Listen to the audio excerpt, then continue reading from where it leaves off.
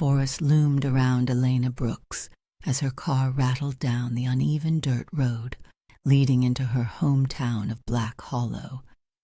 It had been years since she'd set foot here, yet nothing seemed to have changed.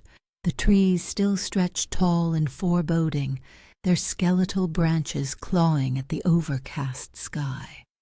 The air was heavy with the scent of damp earth and pine, the same scent that used to cling to her clothes when she was a child. It felt both familiar and suffocating. Her mother's passing had brought her back, though dragged might be the better word. Black Hollow held no fond memories for her, just a series of half-forgotten days filled with quiet loneliness. She'd left for college at 18 and never looked back. But now, with her mother gone, there were affairs to settle, the house to clear out, the will to execute, and the painful task of sorting through a lifetime of memories she wasn't sure she wanted to keep. The car's tires crunched to a stop in front of the old Brooks family home. It was a modest 2-story structure nestled at the edge of the woods, its once white paint now faded and peeling. The porch sagged slightly, and the windows stared out like tired, vacant eyes. Elena sighed, gripping the steering wheel a moment longer than necessary. It had been overcast all day, and the approaching dusk only deepened the shadows creeping over the house. As she stepped out, the cold air nipped at her cheeks, and a sudden gust of wind rustled the trees. For a brief moment, she thought she heard something, a low guttural growl carried on the breeze. She froze, her breath hitching in her throat, but the sound was gone as quickly as it had come. Just the wind, she told herself, shaking off the unease. The key to the front door stuck in the lock, a stubborn relic of the house's age. After a few frustrated jiggles, she managed to push the door open. The smell of stale air and dust greeted her, mixed with the faint hint of lavender, her mother's favorite scent. The house was eerily quiet, as if it had been waiting for her. Elena dropped her bags by the door and wandered into the living room. Everything was just as her mother had left it. The old floral couch, the worn-out armchair, and the cluttered coffee table stacked with books and magazines. It was a time capsule of a life that had carried on without her, and it felt wrong to disturb it. She glanced at the mantel above the fireplace, where family photos were arranged in neat rows. Her eyes lingered on one of the older pictures, a black-and-white shot of her mother as a young woman, smiling brightly. Next to it was a picture of her father, a man Elena barely remembered. He'd disappeared when she was a child, leaving her and her mother behind. No explanation, no closure, just a gaping hole in their lives. As the light outside faded, she forced herself to start unpacking. The sooner she finished, the sooner she could leave this place behind for good. But her thoughts kept drifting back to the strange sound she'd heard earlier. It had felt so real, so distinct. Shaking her head, she tried to focus on her task. By the time she finished sorting through her suitcase, the sky outside had turned a deep indigo, and the house felt colder than before. She decided to grab some firewood from the pile near the back porch. As she stepped outside, the forest seemed to press closer, its darkness impenetrable. She grabbed an armful of logs and turned to head back inside when she heard it again, a growl, low and menacing, cutting through the stillness. This time, it was unmistakable. Her heart raced as she scanned the edge of the woods. She couldn't see anything, but the sense of being watched was overwhelming. Slowly she backed toward the door, clutching the firewood like a shield. Her foot caught on a loose plank, and she stumbled, dropping the logs with a clatter. The growl came again, closer this time. "Elena," she whispered to herself, "you're being paranoid. It's just an animal." But deep down she knew better. The sound wasn't quite like anything she'd heard before. Too guttural to be a dog, too deep for a wolf. It sent a chill down her spine, a primal warning that screamed danger. And then she saw them, two golden eyes glinting in the darkness, staring at her from the tree line. They were unblinking, their gaze sharp and predatory. Elena froze, her breath caught in her throat. Her body screamed at her to run, but her legs refused to move. The eyes shifted, stepping closer, and for the briefest moment, a figure emerged from the shadows.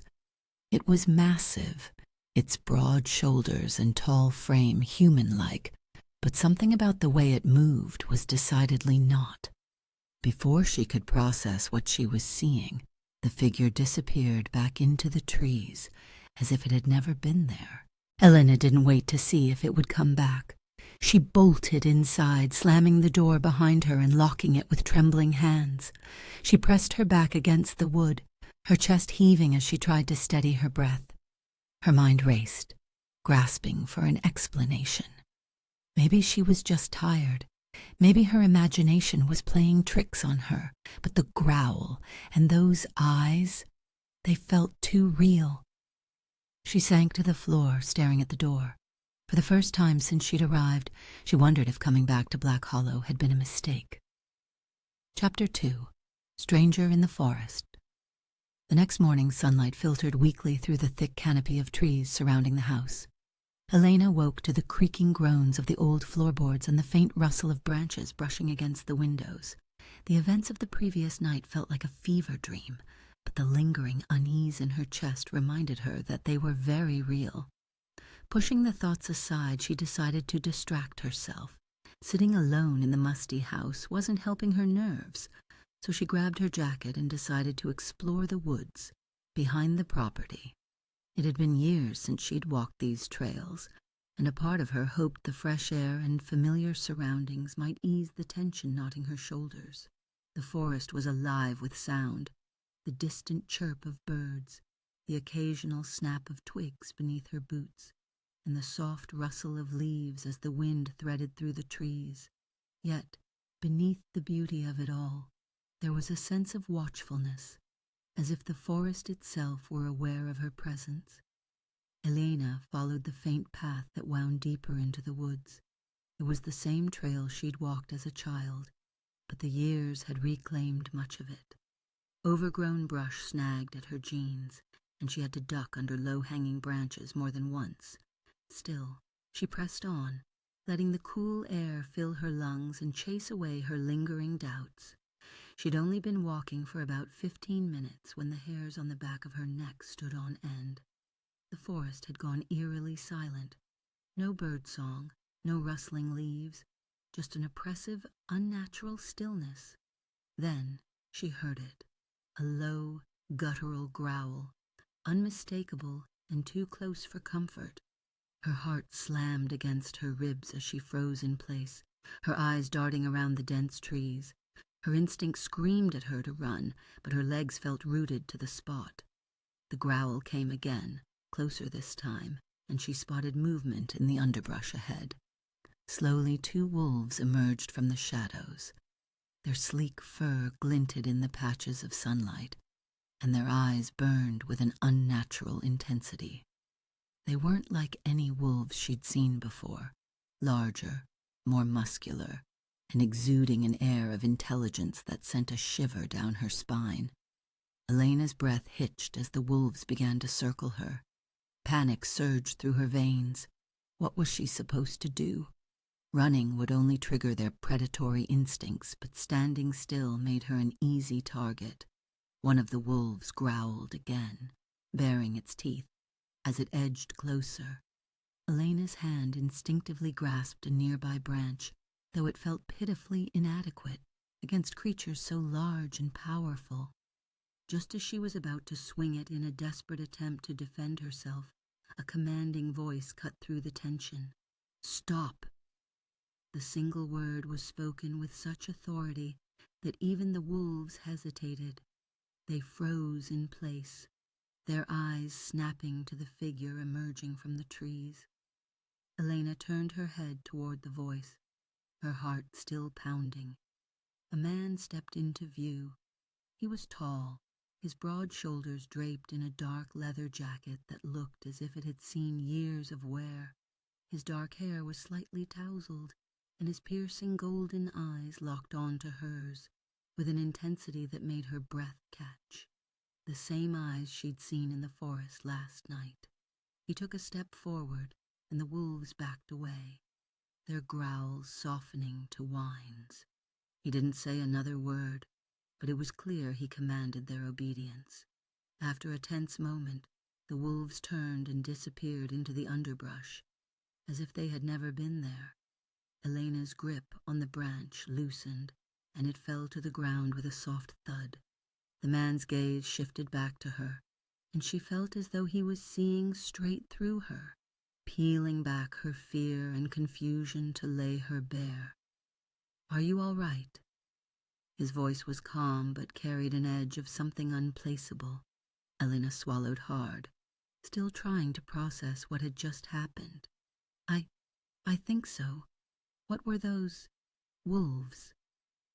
"They were wild," he replied simply, his tone guarded. "You shouldn't be out here alone." She bristled at his words, her fear slowly giving way to irritation. "I can take care of myself," she said, though the tremor in her voice betrayed her. "What about you? How did you get them to leave?" His lips twitched, almost as if he were amused, but his expression remained unreadable. "Let's just say I have a way with animals." He hesitated, the briefest flicker of something. Recognition maybe crossing his face, but he quickly masked it. "I doubt it." "Right," she said slowly, still trying to steady her nerves. "Well, thank you for whatever you did." "You're welcome," he replied, though there was a weight to his words, as if they carried more meaning than they seemed. "But you really shouldn't be here. The forest isn't safe." Before she could press him further, he turned and began walking away, his strides long and purposeful. The shadows of the trees seemed to swallow him whole, and within moments he was gone. Elena stood there for a long moment, the events replaying in her mind. The wolves, his eyes, the way he had commanded them without hesitation. It didn't make sense. None of it did. But one thing was certain. The man with the golden eyes had left an impression she wouldn't soon forget. As she made her way back to the house, her thoughts were consumed by the stranger. Who was he? How had he appeared at just the right moment? And why did his presence make her feel as though she were stepping into something far bigger than herself? Elena didn't have answers, but a part of her, a part she wasn't ready to admit, hoped she'd see him again. Chapter 3. The Town's Secrets. The next morning, Elena found herself walking into Black Hollow's only cafe, the Hollow Bean, an unassuming brick building that hadn't changed since she was a teenager. The bell above the door jingled as she stepped inside, and the warm aroma of freshly brewed coffee and pastries wafted toward her, momentarily easing the knot of unease in her chest. Inside, a few locals sat scattered among the mismatched tables, sipping coffee and chatting in low voices.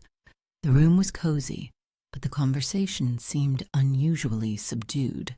Heads turned briefly as Elena entered, and she caught the flicker of recognition on a few faces. Small towns never forgot their own. She ordered a coffee and settled into a corner booth with her laptop, intending to spend the morning tackling the mountain of paperwork her mother's affairs required.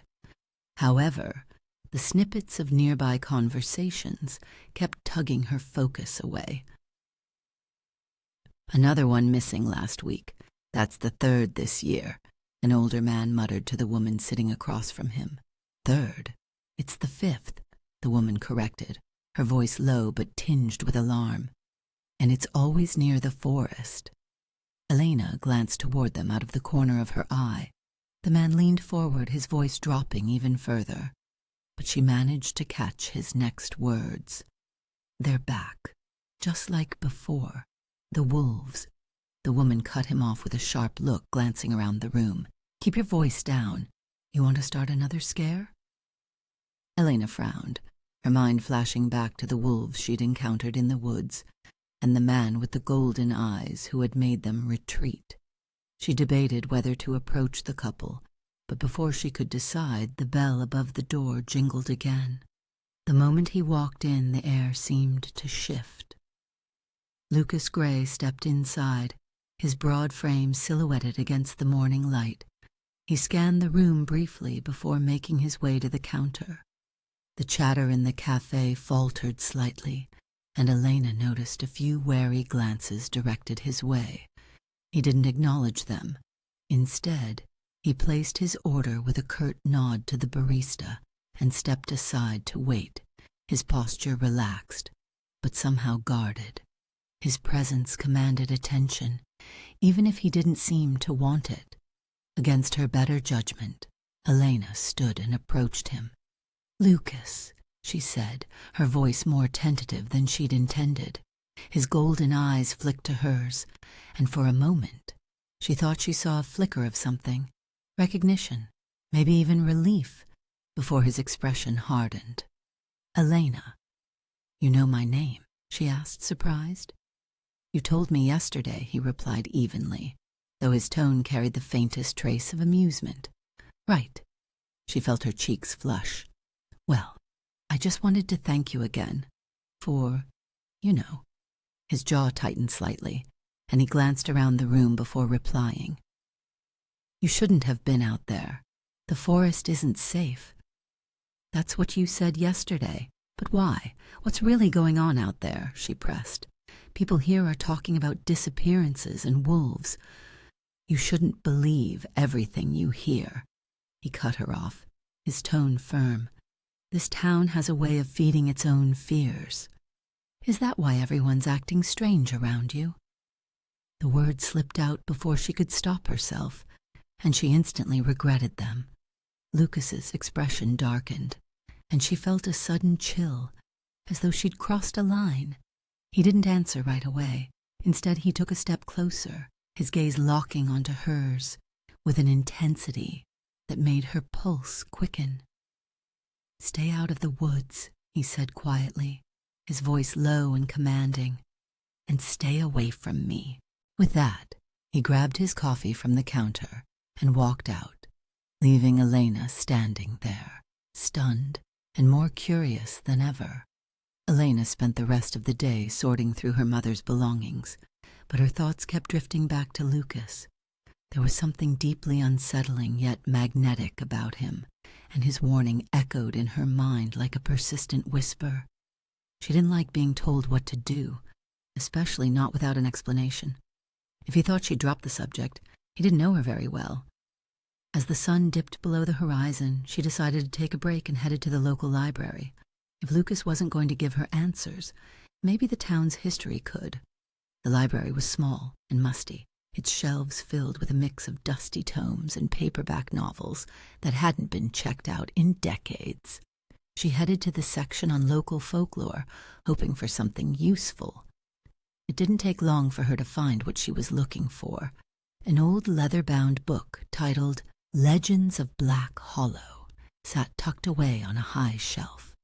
She pulled it down and flipped through its yellowed pages, her fingers brushing over hand-drawn illustrations of wolves and dark forests.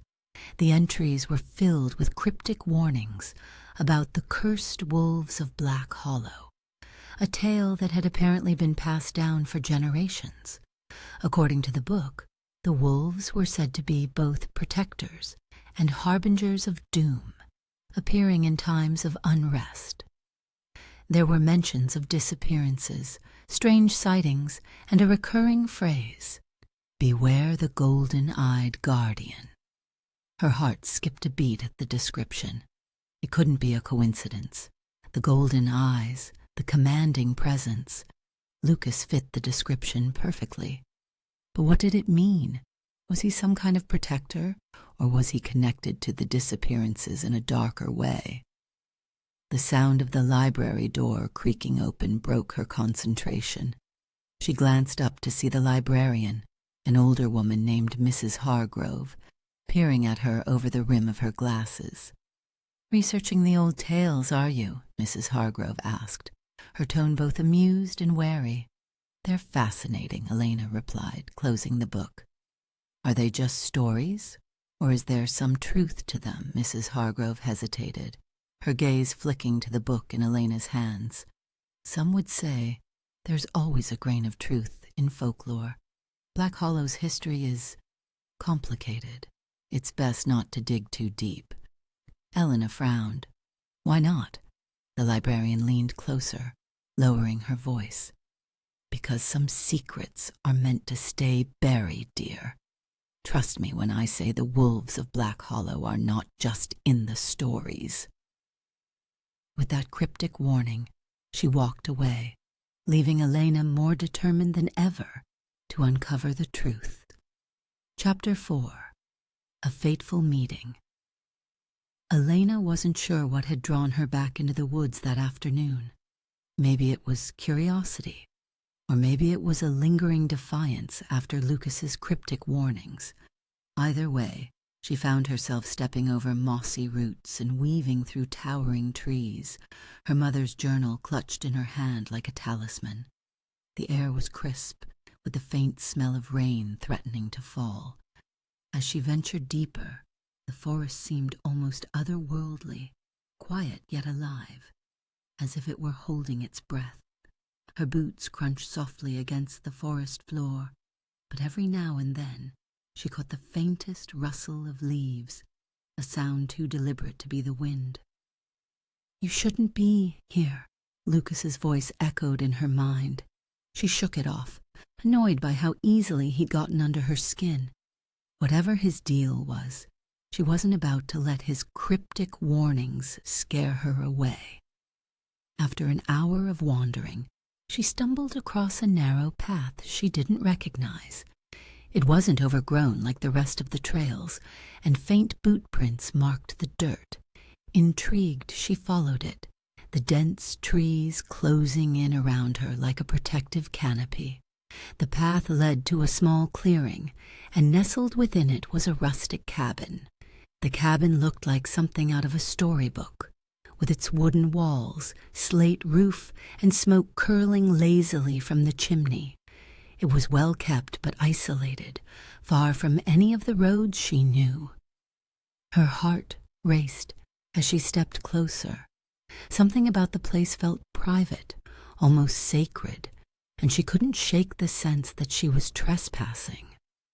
As she drew nearer, she caught movement out of the corner of her eye. Lucas stepped around the side of the cabin, a pile of firewood balanced effortlessly in his arms. He froze when he saw her, his golden eyes narrowing in a mix of surprise and irritation. "You shouldn't be here," he said sharply, echoing the words he'd spoken at the cafe. Elena's breath hitched. His presence was commanding, magnetic even, and she couldn't look away. He was wearing a plain gray shirt and jeans, his sleeves pushed up to reveal strong, sinewy forearms. Despite his casual appearance, there was something wild about him, something that seemed to ripple just beneath the surface. "I didn't mean to intrude," she said quickly, holding up her hands. "I was just exploring."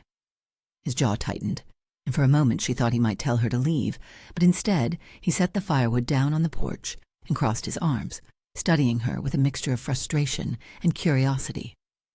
"You have a habit of finding trouble," he said, his tone lighter but still guarded. "And you have a habit of showing up to save me," she shot back before she could stop herself. A flicker of amusement crossed his face, so brief she almost missed it. "That doesn't mean I'll always be there." Elena ignored the warning in his voice and took a step closer. "Why are you so determined to keep me away? You don't even know me." Lucas's expression darkened, and he glanced away, his jaw working as if he were biting back something he couldn't or wouldn't say. "I know enough." The tension between them was palpable, and Elena felt her pulse quicken. She wanted to demand answers, to ask why he kept appearing in her life and why he seemed so determined to push her away. But before she could, he sighed and turned back to her. "This isn't a place you should be exploring," he said, his voice softening slightly. "There are things in these woods that you don't understand." "Then explain it to me," she challenged. "Because I'm not leaving until I know what's going on."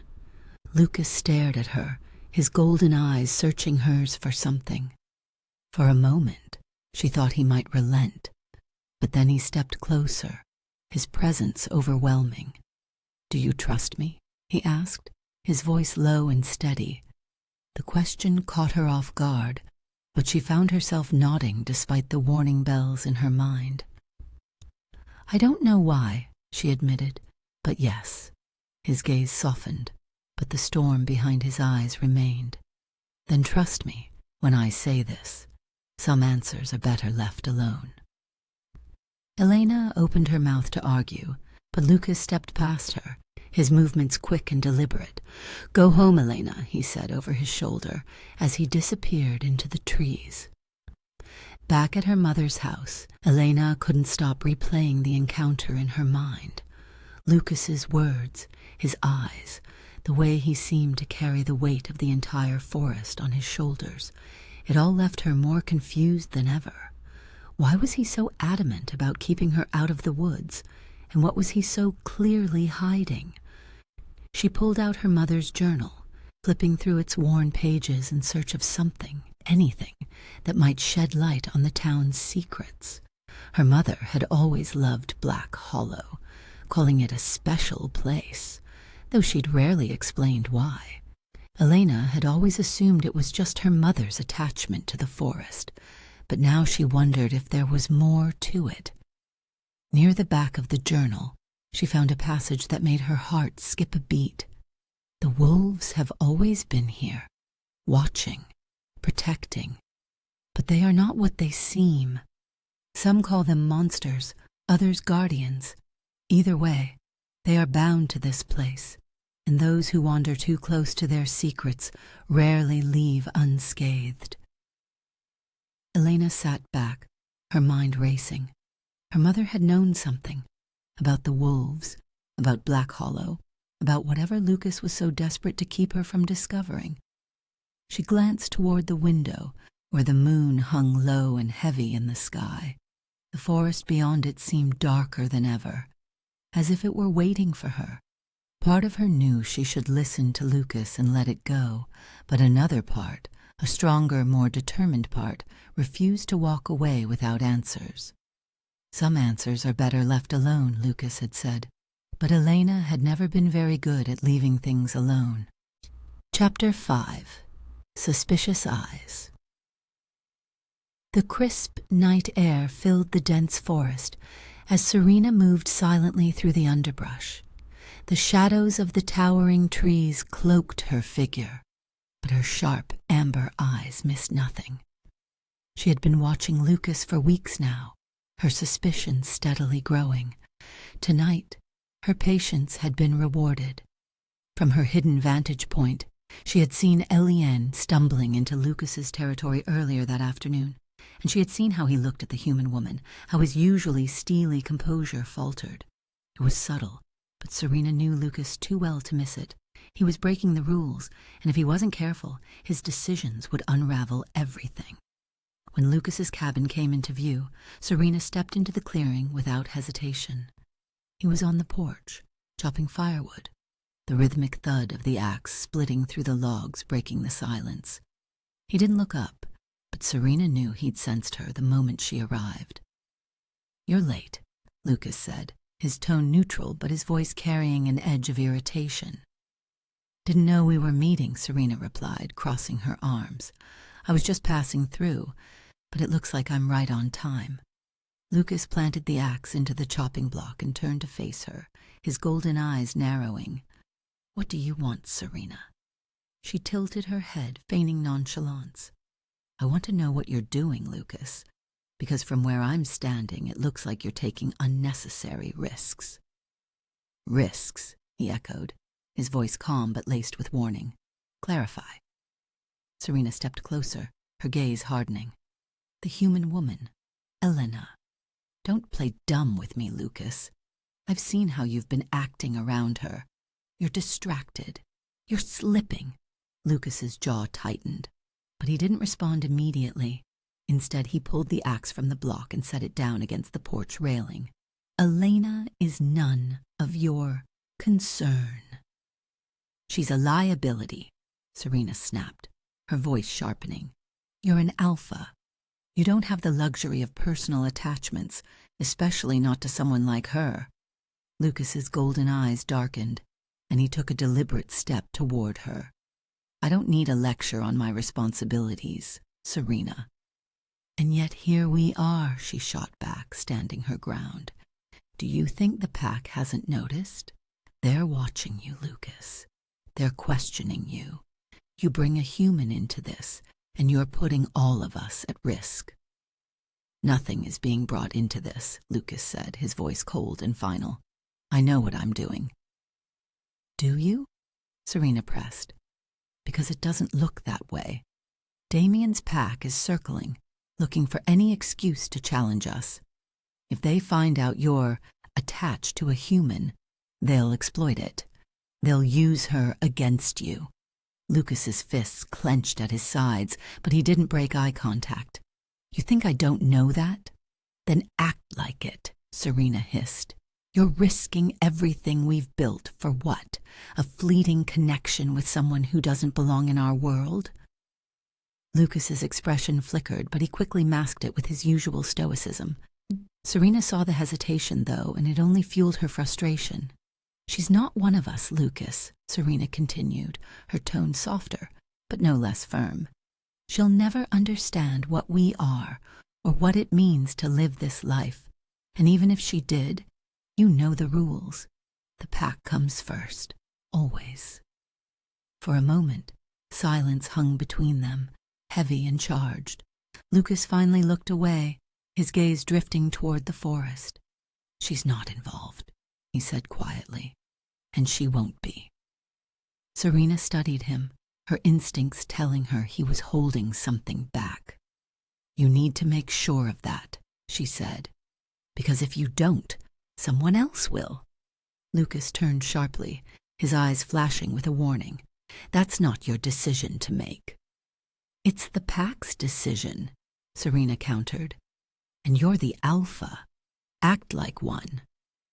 Without waiting for a response, she turned and disappeared back into the shadows, her footsteps fading into the forest. Lucas stood there for a long moment, his shoulders tense and his mind racing. Serena returned to the pack's central den, a sprawling underground network hidden beneath the forest floor. The others were already gathered, their low murmurs filling the main chamber. As she entered, the conversation stopped, and all eyes turned to her. "Well?" one of the younger wolves asked, his voice tinged with curiosity. "What did you find?" Serena crossed her arms and leaned against the wall, her sharp gaze sweeping over the group.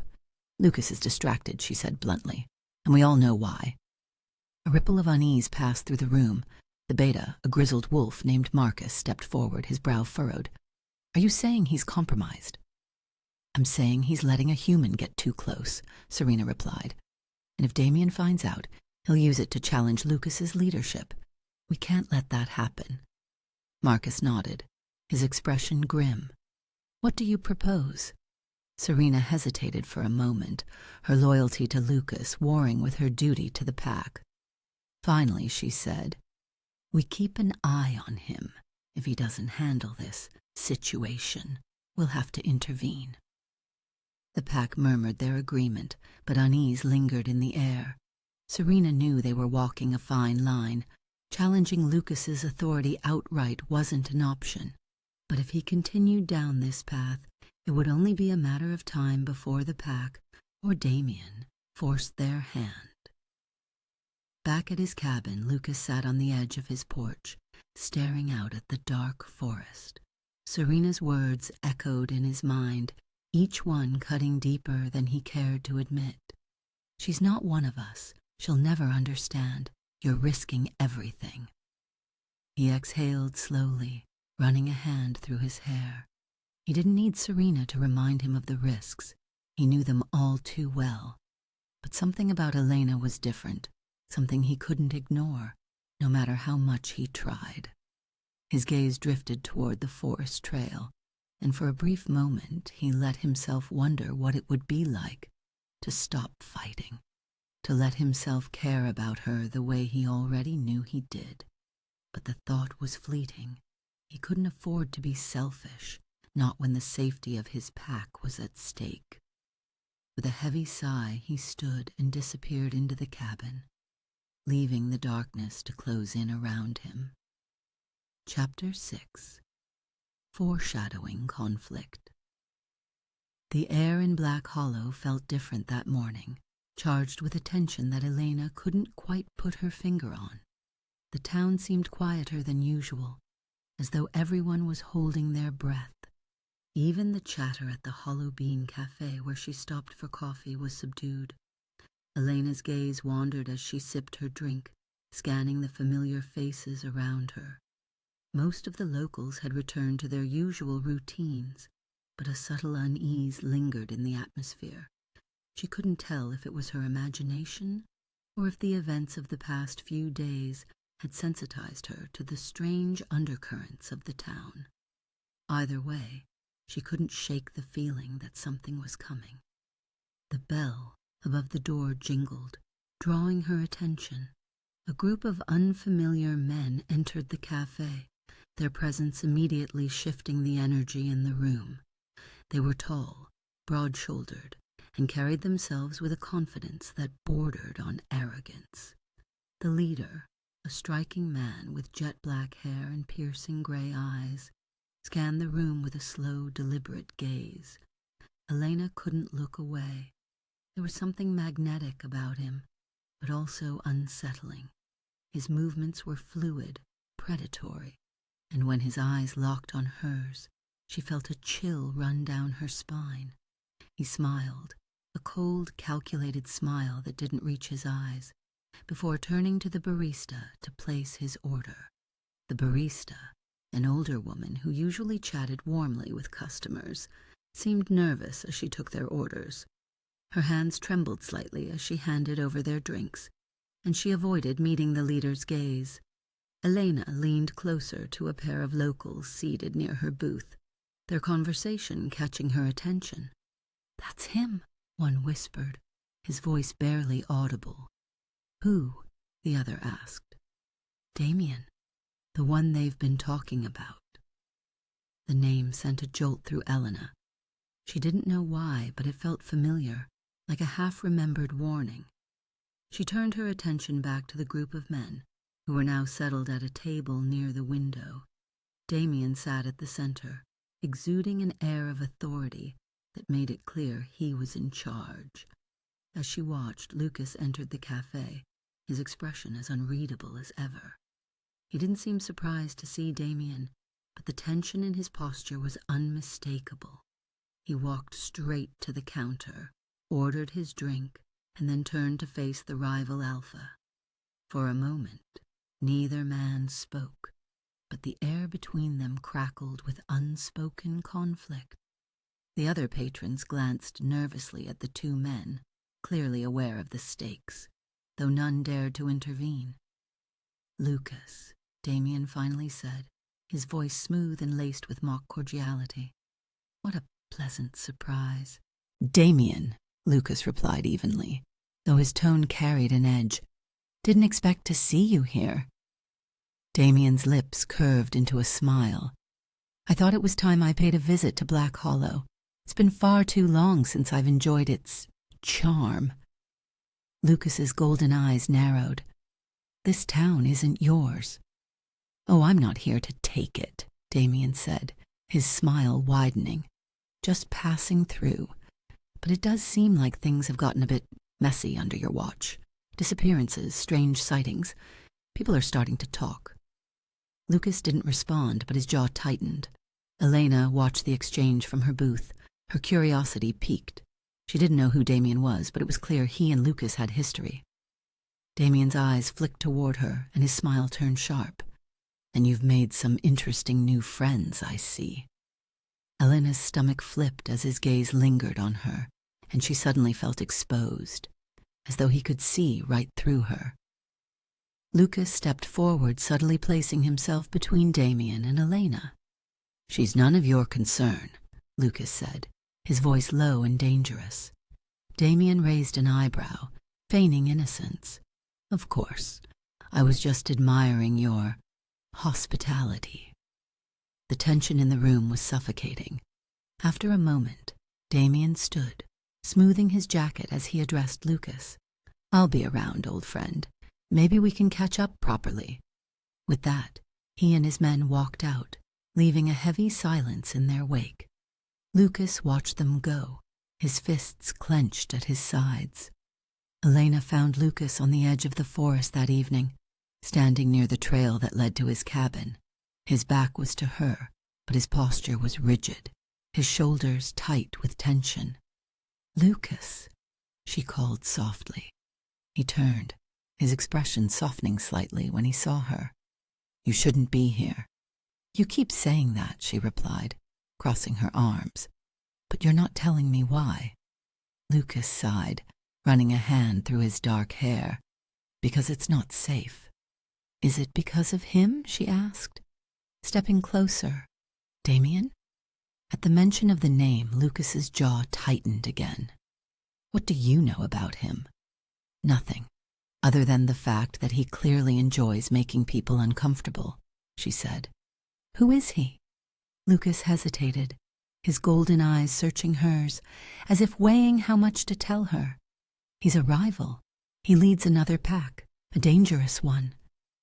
"And he's here because of you?" "He's here because he's looking for a fight," Lucas said grimly. "Damien doesn't care about balance or rules. He takes what he wants, no matter the cost." Elena frowned, sensing there was more he wasn't saying. "And what does he want?" Lucas's gaze darkened. "Control, territory, power." "And me?" she asked, the question slipping out before she could stop it. He looked at me like I was part of whatever game you two were playing. Lucas stiffened, his expression hardening. "You're not part of this." "Then why does it feel like I am?" she challenged. "Ever since I came back to this town, it feels like I've been dragged into something I don't understand." Lucas stepped closer, his presence overwhelming. "Because you're in the middle of a war you don't see," he said, his voice low but intense. "And if Damien thinks he can use you to get to me, he won't hesitate." Elena swallowed hard, her pulse quickening. "Then tell me how to stop him." Lucas shook his head. "The best thing you can do is stay out of it." But as she watched him turn and walk away, Elena knew she couldn't do that. Not when the shadows of the forest seemed to be closing in on all sides. Chapter 7. The Protective Stranger. Elena woke with the first rays of sunlight streaming through her bedroom window, but the uneasy tension in her chest hadn't eased. The encounter with Damien in the cafe replayed in her mind like a looped recording, the predatory way his eyes had lingered on her, the way Lucas had stepped in like a shield, his presence alone enough to hold Damien back. But there was more. She couldn't ignore the growing sense that Lucas was hiding something from her, something important. The pieces of the puzzle were there, but they didn't fit. Why was he so adamant about keeping her out of the woods? Why did he keep showing up when she was in danger? And why did his gaze always seem to carry a weight of unspoken truths? Determined to get some clarity, Elena threw on her jacket and boots and headed for the forest. It didn't take long for her to find the trail that led to Lucas's cabin. She wasn't sure what she would say when she saw him, but her instincts told her that whatever answers she needed, they started with him. The forest was alive with sound this morning, the chirps of birds and the rustle of leaves creating a soothing backdrop as she walked. Yet, despite the natural beauty around her, she couldn't shake the feeling that she was being watched. A sudden snap of a twig nearby made her freeze, Her heart pounded as she scanned the dense trees, her fingers tightening around the strap of her bag. "Hello," she called, her voice wavering slightly. The silence that followed was deafening. Then, just as she was about to turn back toward the house, she saw a shadowy figure move between the trees. Her breath caught in her throat, but before she could react, Lucas emerged from the underbrush. "You really don't listen, do you?" he said, his tone somewhere between exasperation and concern. Elena exhaled a shaky breath, relief flooding her system. "You scared me." "You should be scared," he said, stepping closer. "You shouldn't be out here alone." "I can take care of myself," she replied, bristling at his protective tone. "What are you even doing out here?" Lucas hesitated, his gaze flicking toward the trees, before returning to her. "Making sure you don't get yourself killed." "By what?" she challenged. "Wolves? Damien? Or something else you're not telling me?" He didn't answer, but the muscle in his jaw tightened. Elena studied him, her frustration growing. "You keep showing up every time something happens to me. Either you're incredibly lucky, or you're keeping a closer eye on me. Then you're letting on." Lucas crossed his arms, his golden eyes locking onto hers. "You want the truth?" "More than anything," she said, her voice steady despite the quickening beat of her heart. He stepped closer, the weight of his presence sending a shiver down her spine. "The truth is, this forest is dangerous, and you don't belong in it. You don't know what's out here, Elena. You don't understand the risks." "Then help me understand," she pleaded, "because right now, all I see is someone who keeps swooping in to save me, and then pushing me away. Why, Lucas? What are you so afraid of?" Lucas's gaze softened, but there was a sadness in his eyes that made her chest ache. "I'm not afraid for me," he said quietly. "I'm afraid for you." The sincerity in his voice made her stomach twist. There was something raw in his words, something that felt heavier than mere concern. But before she could press him further, a low growl echoed through the trees, freezing them both in place. Lucas's posture shifted immediately, his body tense and alert. His eyes scanned the forest, and Elena could see the subtle shift in his demeanor, calculated, predatory. "Stay behind me," he said, his voice low and commanding. Elena didn't argue. She stepped closer to him, her fingers gripping the back of his jacket, as her eyes darted nervously through the trees. The growling grew louder, followed by the sound of movement, heavy footsteps crunching through the underbrush. "What is it?" she whispered. Lucas didn't answer. Instead, he stepped forward, placing himself between Elena and whatever was coming. A moment later, a massive wolf emerged from the shadows. Its fur was jet black, its eyes a glowing amber that sent a chill down Elena's spine. It was larger than any wolf she'd ever seen, its presence both majestic and terrifying. The wolf bared its teeth, its growl deep and guttural. Elena's heart hammered in her chest as she clutched Lucas's jacket tighter. "Go," Lucas said, his voice calm but firm. The wolf didn't move. It lowered its head, its growl rumbling through the forest like a warning. Lucas stepped closer, his golden eyes locked onto the wolf's, as if they were communicating silently. After a tense moment, the wolf let out a snarl and disappeared back into the trees, its movements swift and silent. Elena's knees felt weak as the adrenaline coursing through her system began to subside. What was that?" she asked, her voice trembling. Lucas turned to face her, his expression unreadable. "A warning." "From who?"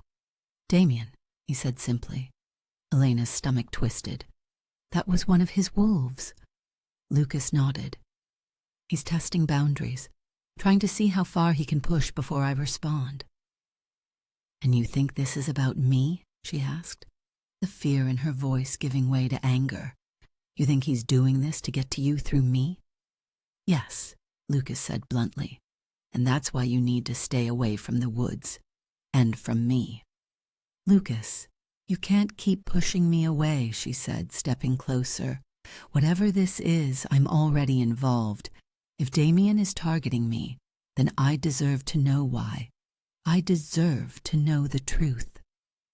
Lucas stared at her, his golden eyes searching hers, as though he wanted to say something but couldn't. Finally, he shook his head. "You don't know what you're asking for." "Then tell me."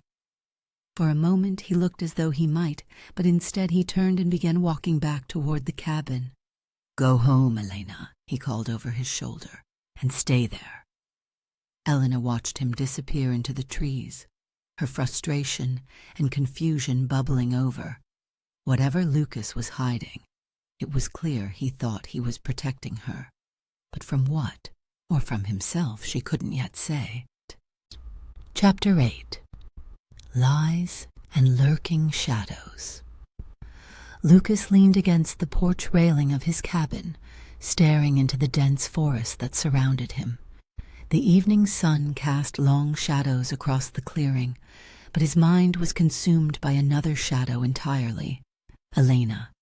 No matter how hard he tried to keep her at arm's length, she seemed determined to edge her way closer, and worse, he was letting her.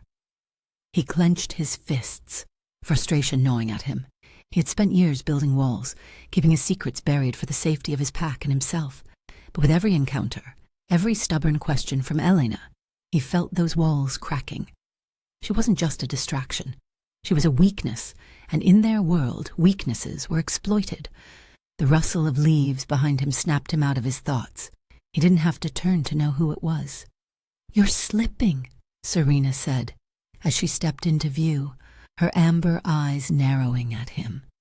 "Serena," Lucas greeted evenly, though his voice carried a warning edge. "What do you want?" "What I always want. For you to stop making stupid decisions," she said bluntly, crossing her arms. "And lately, you've been making a lot of them." Lucas sighed, running a hand through his hair. "This again? I told you I've got it under control." "No, you don't," Serena snapped, her tone sharper than usual. "You're lying to yourself if you think you can keep this up. That human, Elena, she's dangerous, Lucas. Not because of who she is, but because of what she makes you." Lucas turned to face her fully, his golden eyes flashing with irritation. "I'm not abandoning her." "You don't have to," Serena said, her voice softening, but losing none of its urgency. "You just need to let her go." He shook his head, his jaw tightening. "I can't." Serena's gaze hardened. "Then you'd better be ready for what comes next, because if Damien finds out about her—" "I'll handle Damien," Lucas interrupted, his tone leaving no room for argument. "This isn't your fight." "It's not just your fight either," Serena said, stepping closer. "It's the pack's. And we can't afford to lose you because you're too blinded by your feelings for her to see what's at stake." Lucas stared at her, his frustration mounting. "You've made your point, Serena. Now leave it." Serena hesitated, her gaze flicking toward the woods, as if searching for something. Then she sighed and turned away. "Don't say I didn't warn you." Elena wandered into town later that evening, hoping a walk would clear her mind. The encounter with the wolf earlier that day had left her shaken, but it wasn't just the danger that lingered in her thoughts. It was Lucas. His protectiveness, his cryptic warnings, the way he always seemed to know when she was in trouble. She couldn't ignore the gnawing suspicion that he was hiding something. The streets of Black Hollow were quiet, the warm glow of streetlights casting pools of light along the sidewalks. She turned a corner and found herself near the town square, where the statue of a wolf stood in the center, its stone eyes seeming to follow her as she walked by. For as long as she could remember, the statue had been a symbol of the town's folklore, but tonight it felt different, watching, waiting. "Still poking around where you shouldn't be." The voice startled Elena, and she turned to see a woman standing in the shadows near the statue. Her sharp amber eyes and confident stance immediately set Elena on edge. "Serena, right?" Elena said, recognizing her from the cafe. "You're one of Lucas's friends." "Something like that," Serena replied, stepping closer. Her gaze swept over Elena, assessing her with a mixture of curiosity and disdain. "You should stay away from him," Elena bristled at the warning. "Excuse me?" "You heard me," Serena said. "Lucas isn't who you think he is, and getting close to him is only going to get you hurt." "Is that a threat?" Elena asked, her voice steadier than she felt. Serena smirked, but there was no warmth in it. "It's a warning. Lucas is complicated, and the world he's part of is even more so. You don't belong in it." "Then maybe you should tell me what's really going on," Elena shot back, crossing her arms. "Because so far all I've gotten are cryptic warnings and half-truths." Serena's expression faltered for a moment, and Elena thought she saw a flicker of something. Sympathy, maybe? But it was gone just as quickly, replaced by cold resolve. "Some things are better left unknown," Serena said. "For your sake, stay away from him, stay out of the woods, and don't ask questions you don't want the answers to." With that, Serena turned and disappeared into the shadows, leaving Elena standing alone in the square. Lucas sat by the fire in his cabin, staring into the flames as the weight of the day pressed down on him. He replayed his conversation with Serena in his mind, her words echoing louder than he cared to admit. Deep down, he knew she was right. His connection to Elena was dangerous, not just for himself but for the pack. Yet every time he tried to pull away, something drew him back to her. The sound of footsteps outside pulled him from his thoughts. He was on his feet in an instant, his senses sharp. The door creaked open, and Serena stepped inside, her expression grim. "She's not going to let this go," Serena said without preamble. "I know," Lucas replied, his voice heavy. "Then what are you going to do about it?" Lucas didn't answer right away. Instead, he turned back to the fire, his mind racing. He had spent years protecting his secrets, but Elena was changing everything. The truth was a dangerous thing. Once unleashed, it couldn't be taken back, and he wasn't sure if he could protect her from it or from himself. Chapter 9. An Ancient Rivalry. The forest was eerily silent as Lucas made his way toward the clearing. The air was heavy with the scent of damp earth and pine, and the canopy above cast dappled shadows on the forest floor. He moved swiftly and silently, every step measured. He knew this meeting was a risk, but he also knew he didn't have a choice. Damien was waiting for him. The clearing came into view, bathed in the silver glow of the full moon. Damien stood at its center, his tall, imposing figure shrouded in darkness. The moonlight caught the sharp angles of his face, highlighting his cold gray eyes and the faint smirk playing on his lips. He radiated danger and charisma in equal measure, a predator who knew he was at the top of the food chain. "Lucas," Damien said, his voice smooth and mocking. "Right on time, as always." "Cut the pleasantries, Damien," Lucas replied, his tone icy. "Why are you here?" Damien chuckled, a low, menacing sound that sent a ripple through the air. "Straight to business, then. Fine. I think you know why I'm here." Lucas crossed his arms, his golden eyes locked on Damien. "You've been testing boundaries, sending your wolves into my territory, stalking my people. I want it to stop." "Your people?" Damien repeated, his smirk widening. "Funny how you cling to that word, even after all these years. You and I both know that your so-called people wouldn't hesitate to turn on you the moment you showed weakness." "This isn't about them," Lucas said, his voice low and steady. "It's about you trying to start a war." "A war?" Damien said with mock surprise. Now why would I want that? I'm just a visitor, enjoying the charming little town of Black Hollow. Lucas took a step closer, his presence radiating authority. I'm not going to let you destabilize what we've built here. If you want to fight, say it outright. Don't skulk around like a coward. The smirk vanished from Damien's face, replaced by a cold, calculating stare. Careful, Lucas, he said softly. You're treading on dangerous ground. So are you, Lucas shot back. For a moment, the two Alphas locked eyes, the tension between them crackling like static electricity. Then Damien took a step forward, his expression shifting into something darker. You've grown complacent, Damien said, his tone sharper now, hiding in this little forest, playing protector to a bunch of ingrates. It's pathetic, Lucas. You're wasting your potential. I'm protecting my territory, Lucas replied. Something you wouldn't understand. Damien's lips curled into a sneer. Your territory, he repeated mockingly. Do you even know what's at stake here?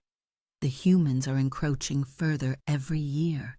They're cutting down trees, building their roads, poisoning the balance. And what have you done about it? Nothing. We've maintained peace, Lucas said, his voice firm. That balance is the only reason we've survived this long. Peace is a lie, Damien snapped, his eyes flashing with fury. We're predators, Lucas. The moment you forget that, you're as good as dead. And what's your solution? Exposing us to the humans? Turning the entire town into a hunting ground? Lucas shook his head, his disgust evident. You're insane if you think that will work. It's not about working, Damien said, his voice soft but deadly. It's about reclaiming what's ours. The humans have taken enough. It's time we reminded them who really owns this land. Lucas's fists clenched at his sides. You'll destroy everything.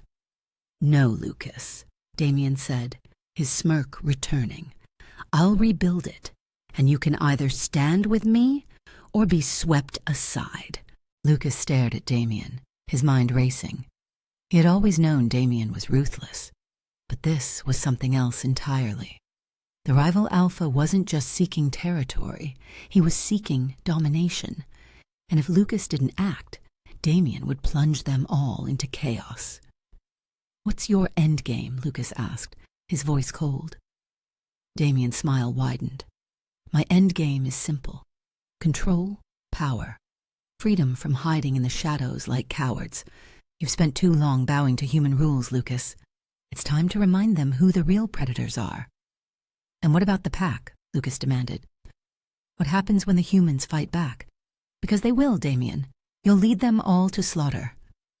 Then so be it, Damien said with a shrug. The strong will survive. The rest, well, they were never meant to last. Lucas felt a surge of anger, but he forced himself to stay calm. Damien wanted a reaction, wanted him to lash out and prove his point. Instead, Lucas straightened, his golden eyes hard and unyielding. I won't let you destroy this pack, he said firmly. If you come for my territory, I'll stop you. Damien chuckled, shaking his head. Oh, Lucas, always the noble protector. But you're missing the bigger picture. He leaned closer, his voice dropping to a whisper.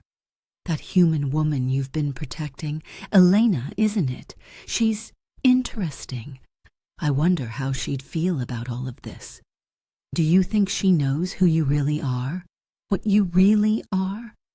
Lucas's entire body tensed, his eyes blazing with fury. Stay away from her. Or what? Damien taunted. You'll kill me.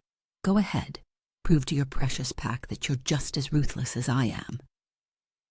Lucas didn't move, but the growl that rumbled deep in his chest was enough to make the nearby trees tremble.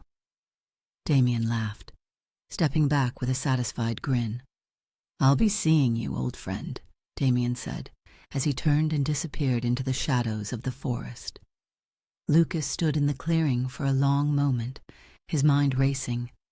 Damien's words lingered, cutting deeper than he cared to admit. He had to protect his pack, his territory, and now Elena. But the lines between those responsibilities were blurring, and he could feel the weight of his choices pressing down on him. As the forest fell silent once more, Lucas clenched his fists. The battle had already begun, and he knew it wouldn't end without blood. Chapter 10. Moments of Tenderness. The storm rolled in just as the last light of day faded from the sky. Thick, heavy clouds blanketed the stars, and the wind whipped through the forest with a restless energy. By the time the rain began to fall, Elena was already soaked, her jacket doing little to protect her from the downpour. She hadn't intended to venture this far into the woods, but something about the storm felt alive, like it was pulling her deeper. Now, as thunder rumbled overhead, she regretted not heading back sooner. The trail was slippery, the mud clinging to her boots as she struggled to find her footing. When the first flash of lightning illuminated the trees, she spotted a familiar landmark, the path to Lucas's cabin. Relief flooded her, though it was quickly replaced by uncertainty. He had warned her to stay away, had practically begged her to keep her distance, but in this moment she had no other choice. The rain turned heavier as she stumbled onto the clearing. The cabin's porch light glowed faintly in the stormy darkness, a beacon of safety. She climbed the steps and hesitated for only a second before knocking on the door, her fist trembling from the cold and nerves. The door opened almost immediately, and Lucas stood there, his golden eyes widening in surprise as he took her in. She must have looked pitiful, her hair plastered to her face and her clothes soaked through. "Elena," he said, his voice a mixture of shock and concern. "What are you doing here?" "I got caught in the storm," she managed, her teeth chattering. "I didn't know where else to go." Lucas stepped aside, gesturing for her to come in. "You're freezing. Get inside." The warmth of the cabin was immediate, the fire crackling in the hearth, casting a soft glow over the room.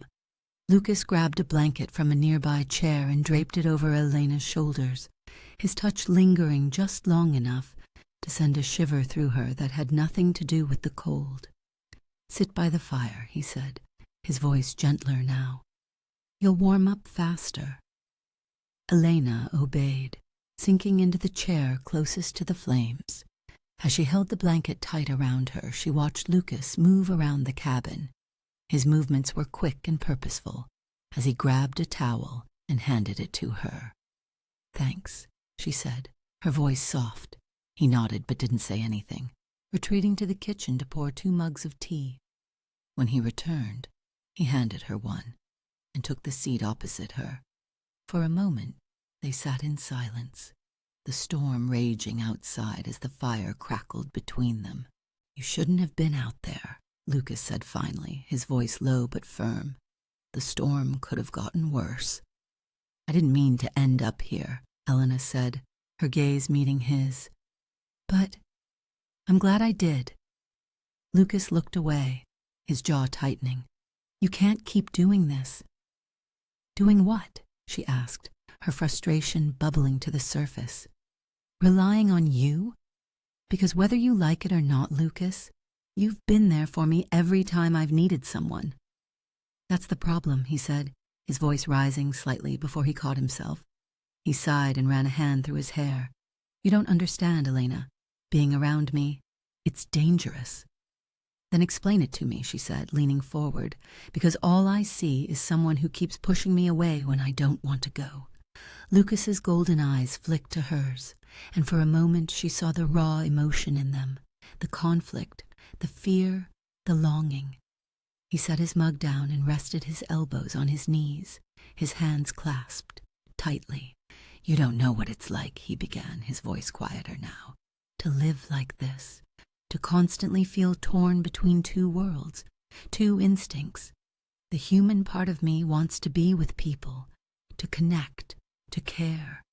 But the wolf The wolf only knows survival.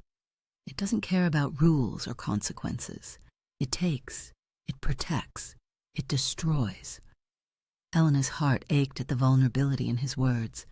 She had never seen him like this, open, raw, exposed. "Is that why you keep pushing me away?" she asked softly. "Because you're afraid of what the wolf might do?" "Yes," he admitted, his voice barely above a whisper. "And because I know what Damien will do if he finds out how much you mean to me." Elena blinked, her breath catching in her throat. "How much I mean to you?" Lucas hesitated, the words hanging heavy in the air between them. Finally, he looked at her, his golden eyes burning with an intensity that made her chest tighten. "You make me want to be more human," he said. "But that part of me, it's dangerous, Elena. It's selfish. It puts you at risk." She stood, closing the distance between them until she was standing in front of him. "You're not selfish, Lucas. You've been protecting me from the moment we met. And maybe I don't understand everything about who you are, but I want to. I want to be here. For you." Lucas stared up at her, his expression conflicted. For a moment she thought he might push her away again. But then, slowly he reached for her hand, his touch warm and steady. "You don't know what you're asking for," he said softly. "But if you stay, there's no turning back." Elena met his gaze, her voice firm despite the storm raging inside her. "I'm not going anywhere." The storm outside seemed to intensify as their words settled. But inside the cabin there was a quiet kind of peace, a fragile connection between two people who were more alike than either had realized. Chapter 11. Unspoken Bonds. The days following the storm were marked by an unspoken shift between Elena and Lucas. Neither of them mentioned the vulnerability they had shared that night, but it lingered in the air between them, like an unacknowledged truth. Elena found herself returning to the woods more often, drawn not just by her curiosity, but by an undeniable pull toward Lucas. He didn't stop her anymore. On one such afternoon, Elena found herself standing beside Lucas as they worked together to repair part of the fence surrounding his cabin. The task had started with Lucas insisting she didn't need to help, but her stubbornness had worn him down. Now, as the sun dipped low on the horizon, the golden light bathed the forest in warmth, and she caught herself stealing glances at him while they worked. "You're distracted," Lucas said, without looking up, his tone teasing. "I could say the same about you," Elena shot back, leaning on the hammer in her hand. "You've been staring at that same board for 5 minutes. A faint smirk tugged at his lips. "Maybe I'm just making sure it's secure. Or maybe you're avoiding saying something," she countered, her heart racing as she took a step closer. "You've been quieter than usual." Lucas finally turned to face her, his golden eyes meeting hers. For a moment, the teasing faded, replaced by something deeper, something unspoken that passed between them, like the warmth of the setting sun. "Elena," he hesitated, his voice trailing off. "You don't make this easy." "Make what easy?" she asked, stepping closer. "Keeping my distance," he admitted, his voice barely above a whisper. Her breath hitched at his words, and for a moment, the world around them seemed to fade away. She reached for his hand, her fingers brushing against his. "You don't have to," she said softly. Lucas stared at her, the conflict in his eyes raw and undeniable. He opened his mouth to respond, but a rustling in the woods behind them snapped both of their attention to the tree line. The moment was gone, replaced by tension as Lucas straightened, his body instantly alert. "It's Serena," he said quietly, his golden eyes narrowing. Serena emerged from the trees, her expression unreadable as she approached. Her amber eyes flicked between Lucas and Elena, her sharp gaze lingering on their proximity. "Lucas," Serena said, her tone clipped. "We need to talk." Elena glanced at Lucas, catching the shift in his posture. He seemed both irritated and resigned, as though he had been expecting this. "Go inside, Elena," Lucas said, his voice calm but firm. She hesitated, her curiosity gnawing at her. "Lucas, please," he added, his golden eyes meeting hers. "I'll explain later." Reluctantly, Elena nodded and stepped toward the cabin. She cast one last glance over her shoulder before disappearing inside, leaving Lucas and Serena alone. "You're letting her in," Serena said, the moment Elena was out of earshot, her voice low and accusing.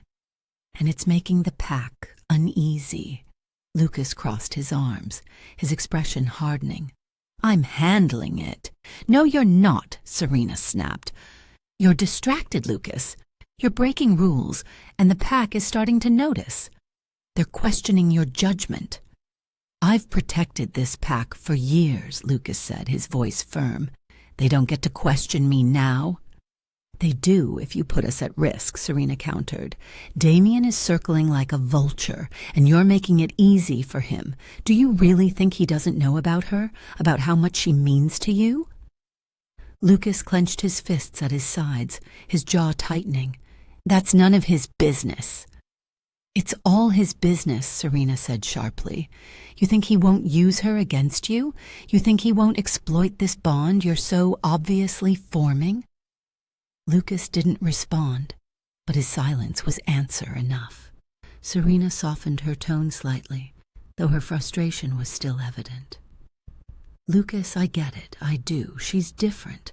She sees something in you that none of us do.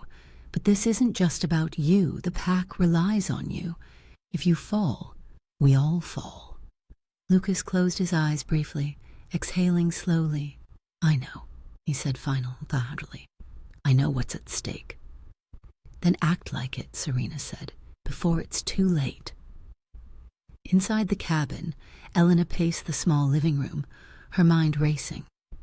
She had only caught snippets of Serena's words, but it was enough to fan the flames of her suspicion. Why was the pack so concerned about her relationship with Lucas? What was it they were afraid of? When Lucas finally entered, his expression was guarded. He closed the door behind him and leaned against it, his eyes meeting hers.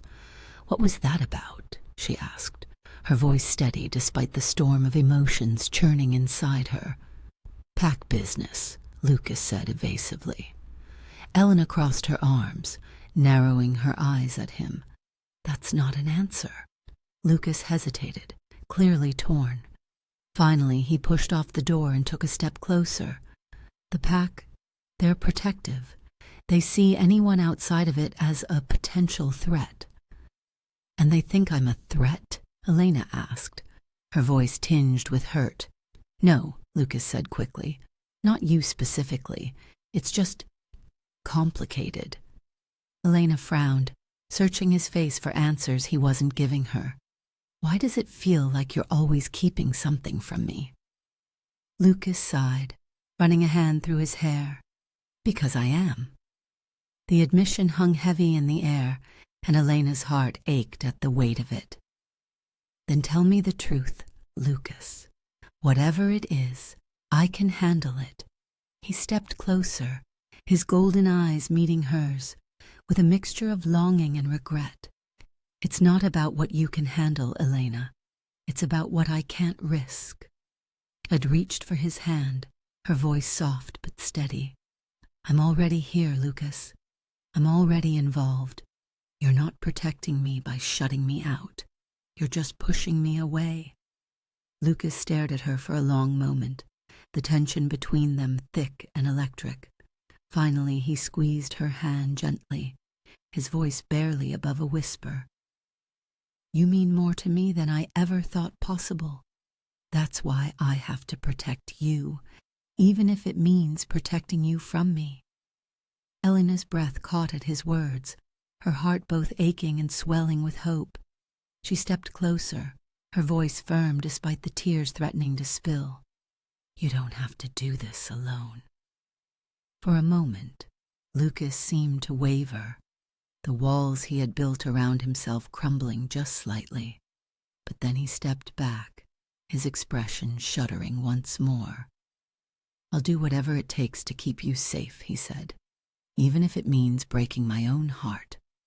And with that, he turned and left the room, leaving Elena standing alone, her emotions swirling with both love and frustration. Chapter 12. Serena's Betrayal. The moon hung high above the forest, its pale light casting long shadows across the ground. Serena moved silently through the trees, her sharp amber eyes scanning the darkness. Every step she took carried the weight of her growing resentment, frustration, and fear for the pack she had sworn to protect. She had always respected Lucas as an alpha, his strength, his loyalty, his ability to keep their fragile balance intact. But now, his growing attachment to Elena was unraveling everything. His judgment was compromised, and the pack was growing restless. She couldn't sit by and watch their world crumble around her. Ahead, a small clearing came into view, illuminated by the faint glow of a lantern. Serena hesitated for only a moment before stepping forward. The figure waiting for her turned at the sound of her approach, a cold smile spreading across his face. "Serena," Damien greeted, his voice smooth and mocking. "I was wondering when you'd come around." "I'm not here to play games, Damien," she said, her tone sharp as a blade. "You said you had a proposal." Damien chuckled, leaning casually against a tree. His silver-gray eyes gleamed in the dim light, predatory and calculating. "Ah, yes. Straight to business. I like that about you. Just get to the point," she snapped. "Very well," Damien said, pushing off the tree and stepping closer. "You and I both know Lucas is slipping. He's distracted, weak, and it's only a matter of time before his infatuation with that human girl brings the whole pack to ruin." Serena's jaw tightened, but she didn't deny his words. "Lucas has always put the pack first. He's protected us." "Has he?" Damien asked, his voice dripping with skepticism. "Because from where I'm standing, it seems like he's putting her first. Every decision he makes now is clouded by his feelings for her. He's leaving you vulnerable." Serena's silence was answer enough. Damien smirked, sensing her inner turmoil. "You don't have to go down with him, Serena. You're smarter than that, stronger than that." "What exactly are you offering?" she asked, narrowing her eyes at him. "An alliance," Damien said simply. "Work with me, and I'll ensure the survival of your pack. When the time comes, you'll have a place at the top, where you belong." "And what about Lucas?" Serena asked, though she already knew the answer. Damien's smirk widened. "Lucas has had his time. His reign is over. It's time for a new leader, someone who understands what it takes to thrive in this world." Serena's hands clenched at her sides. Betraying Lucas wasn't a decision she had come to lightly, but Damien wasn't wrong. Lucas's actions were jeopardizing everything they had built, and if it came down to choosing between her loyalty to Lucas and the survival of the pack, the choice was clear. "What do you need from me?" she asked, her voice steady despite the turmoil raging inside her. Damien's smile turned almost triumphant. "Information, insight. You're his second, Serena. You know his plans, his movements. With your help, we can undermine him and take control before his mistakes lead us all to ruin." "And the pack?" she pressed. "What happens to them?" "They'll be fine," Damien assured her. "Under my leadership, they'll be stronger than ever. No more hiding in the shadows. No more bending to human rules. We'll reclaim our rightful place." Serena studied him for a long moment, her instincts warring with her logic. She didn't trust Damien, but she couldn't deny the truth in his words. Lucas was risking everything for a human, and the pack was already beginning to splinter under the weight of his choices. Finally, she nodded. "I'll help you." Damien's smile widened, his eyes gleaming with satisfaction. Wise choice. Back at the pack's den, Serena returned to find the others gathered in the main chamber. Their low murmurs filled the space, and tension hung heavy in the air. Marcus, the beta, stepped forward as she entered, his expression grim. "What did he want?" Marcus asked quietly. Serena hesitated, glancing around at the others. The pack trusted her to act in their best interest, and for years she had done just that. But now, as she looked at their anxious faces, she felt a pang of guilt. "Nothing we didn't already know," she said finally. "Damien is testing Lucas, looking for weaknesses." "And," Marcus pressed, "and Lucas is giving him plenty to work with," Serena said, her tone firm. "The pack is divided. If we don't act soon, Damien will exploit that division and destroy us." "What are you suggesting?" Marcus asked, his voice cautious. "I'm suggesting we start thinking about what's best for the pack," Serena said, her gaze sweeping over the room. "Lucas's priorities are compromised. If he can't put the pack first, then maybe it's time for someone else to step up." Her words hung heavy in the air, and the tension in the room deepened. The pack exchanged uneasy glances, but no one spoke against her. The cracks in their loyalty to Lucas were already forming. Back at his cabin, Lucas stood on the porch, staring out at the dark forest. Something felt off, a shift in the air, a whisper of danger just beyond his senses. He had always trusted his instincts, and right now they were screaming at him. Serena had been distant lately, her presence marked by a tension he couldn't ignore. And the pack was restless. He could feel their unease, their doubts creeping closer with every passing day. Lucas clenched his fists, his golden eyes narrowing. He didn't know what was coming, but he knew one thing for certain. He couldn't afford to lose focus. Not now. Not when everything he cared about was at stake. Chapter 13. A Dangerous Discovery. The forest was alive with sound that night. The rhythmic chirp of crickets, the distant rustling of leaves, and the faint howl of the wind as it wove through the trees. Elena walked cautiously, the beam of her flashlight cutting through the darkness. She hadn't planned to be out this late, but her curiosity had gotten the better of her again. Lucas's warnings echoed in her mind, but they only fueled her determination. The past few weeks had left her with more questions than answers, and tonight she was determined to find the truth. Elena had barely made it a mile into the forest when she heard it, a low growl that rumbled through the air like a warning. She froze, her heart hammering in her chest as she swept her flashlight toward the sound. The beam caught nothing but trees and shadows. "Lucas?" she called softly, her voice trembling slightly. No response. The growl came again, louder this time, and Elena took an involuntary step back. She had encountered wolves before, but this sound was different, deeper, more guttural. It sent a shiver down her spine, but something compelled her to keep going. She followed the sound, her steps cautious as she pressed deeper into the forest. The growling grew louder, interspersed with strange, almost human-like sounds, grunts, snarls, and what sounded like bones cracking. Finally, she came to a small clearing and froze at the sight before her. Lucas was there, crouched on the ground with his back to her. His body was convulsing, his hands clawing at the dirt as guttural growls tore from his throat.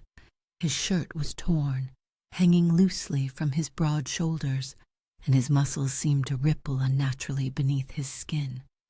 Elena's breath caught as she watched in stunned silence. "Lucas?" she whispered, her voice barely audible. At the sound of her voice, he turned sharply, his golden eyes locking onto hers. But they weren't just golden. They were glowing, fierce, and animalistic. His expression was a mix of agony and feral intensity, and Elena felt a surge of fear course through her veins. "You shouldn't be here," he growled, his voice deeper and rougher than she'd ever heard it. Before she could respond, his body convulsed again, and a horrifying cracking sound filled the air.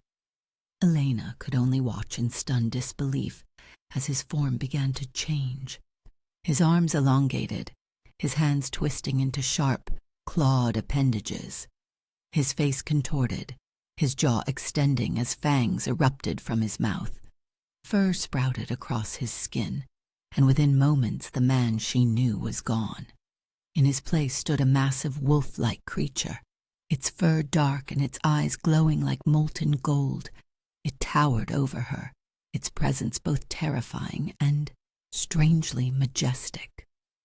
Elena stumbled back, her flashlight slipping from her hand and landing on the ground with a dull thud. Her breathing was ragged, her heart pounding as the creature, Lucas, took a step toward her. For a moment, she thought he might attack.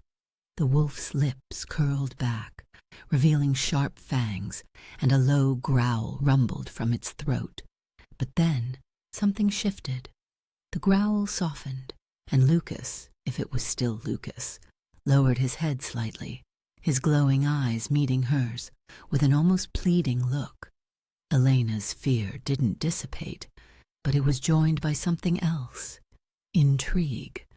Despite the primal terror coursing through her, she couldn't look away. There was something undeniably familiar in the wolf's gaze, a flicker of the man she had grown to care for. "Lucas," she whispered again, her voice trembling. The wolf's ears twitched at the sound of his name, and it let out a low rumbling sound that was almost like a sigh.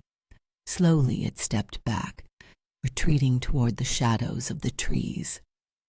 Elena didn't move, her body frozen as she watched him disappear into the darkness. When the forest fell silent again, Elena collapsed to her knees, her mind racing. What she had just witnessed defied everything she thought she knew. Lucas wasn't just a man. He was something else entirely, something otherworldly, something dangerous.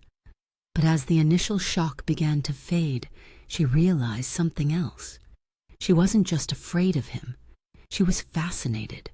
The transformation had been terrifying, yes, but it had also been strangely beautiful, like watching a force of nature unleashed. And then there was Lucas himself. Despite the primal, animalistic side she had just seen, she couldn't shake the memory of the pleading look in his eyes. He had told her to stay away, had tried to protect her, and now she finally understood why.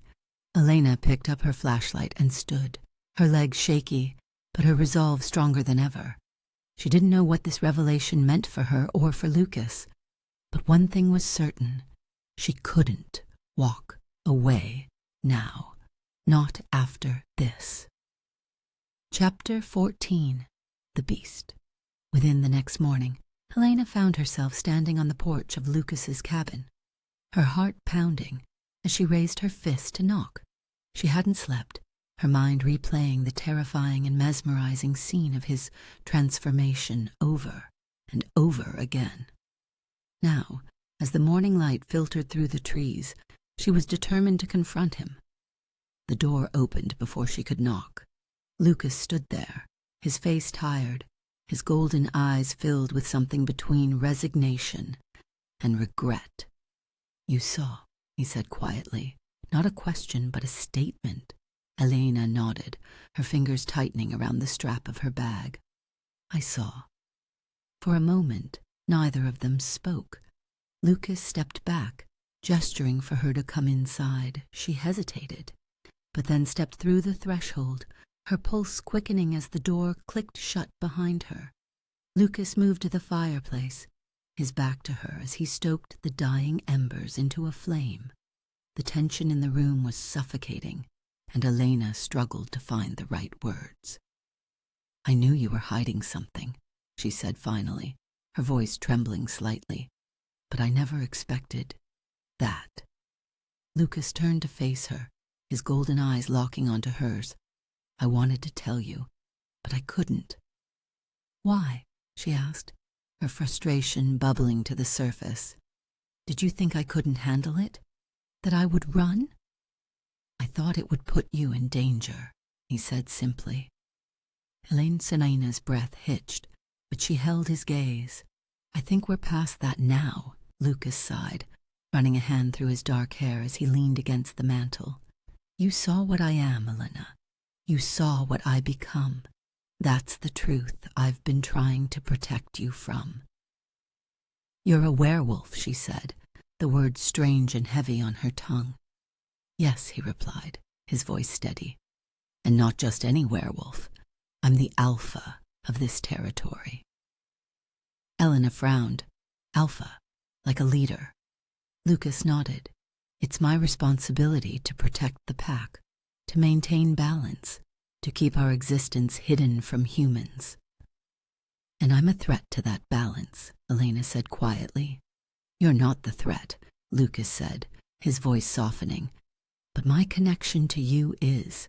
It makes me vulnerable. It gives Damien leverage. And in our world, leverage is deadly." Elena stepped closer, her frustration giving way to understanding. "Is that why you've been pushing me away? Because you're afraid of what Damien will do?" Lucas hesitated, his gaze dropping to the floor. "Damien is ruthless. He sees my attachment to you as a weakness he can exploit, and he's not wrong." "Lucas, no," he said sharply, his voice firm but filled with pain. "You don't understand what it means to be part of this world. Every decision I make affects not just me, but the pack. If I let my feelings for you compromise my judgment, it could get us all killed." Elena felt her chest tighten, but she refused to back down. "You think staying away from me will fix this? That pretending you don't care will make Damien back off? Because it won't. He'll come for me whether I'm close to you or not." Lucas looked at her, his expression raw and conflicted. "That's why I have to protect you, even if it means keeping you away from me." "I don't want you to protect me from yourself," Elena said, stepping closer. "I've seen what you are, Lucas, and I'm still here. I'm not running." "You don't understand what you're saying," Lucas said, his voice barely above a whisper. "Being close to me means living with the danger, the fear, every single day. It means putting yourself in the middle of a world you can't escape." "I don't care," Elena said, her voice steady despite the storm of emotion swirling inside her. "I'm not afraid of you, Lucas. I'm afraid of losing you." Lucas stared at her, the tension in his body visible as he fought an internal battle. Finally, he stepped closer, his golden eyes locking onto hers. "I don't know if I can keep you safe," he admitted, his voice filled with both vulnerability and resolve. "You don't have to do it alone," Elena said. "Let me decide what risks I'm willing to take. Because I'm not leaving, Lucas, no matter how much you try to push me away." For a long moment, they stood there in silence, the crackling fire the only sound in the room. Then slowly Lucas reached for her hand, his touch warm and steady. "You're stubborn," he said, a faint smile tugging at his lips. "You're just figuring that out now," she replied, her own smile breaking through. Lucas exhaled deeply, his shoulders relaxing for the first time that morning. "If you stay, there's no turning back, Elena. This world isn't forgiving." "I've already made my choice," she said firmly. "I'm not going anywhere." The weight of Lucas's secrets hung between them, but for the first time Elena felt like she truly understood him. The man, the wolf, the protector. They were all parts of the same person, and she couldn't imagine walking away now. As the fire crackled softly, Lucas finally sat beside her, the tension in his body giving way to a quiet resolve. For now, they had a fragile peace, but both of them knew the real battle was only just beginning. Chapter 15. Mark of the Moon. The night was unnervingly quiet. The usual sounds of the forest, rustling leaves, distant howls, and the occasional chirp of crickets seemed to have vanished, leaving an eerie stillness that wrapped around the cabin like a suffocating shroud. Inside, Elena sat cross-legged on the worn rug by the fire, her hands gripping a steaming mug of tea that had long since gone cold. Lucas was pacing. He hadn't said much since revealing his true nature to her, but the tension in his movements spoke volumes.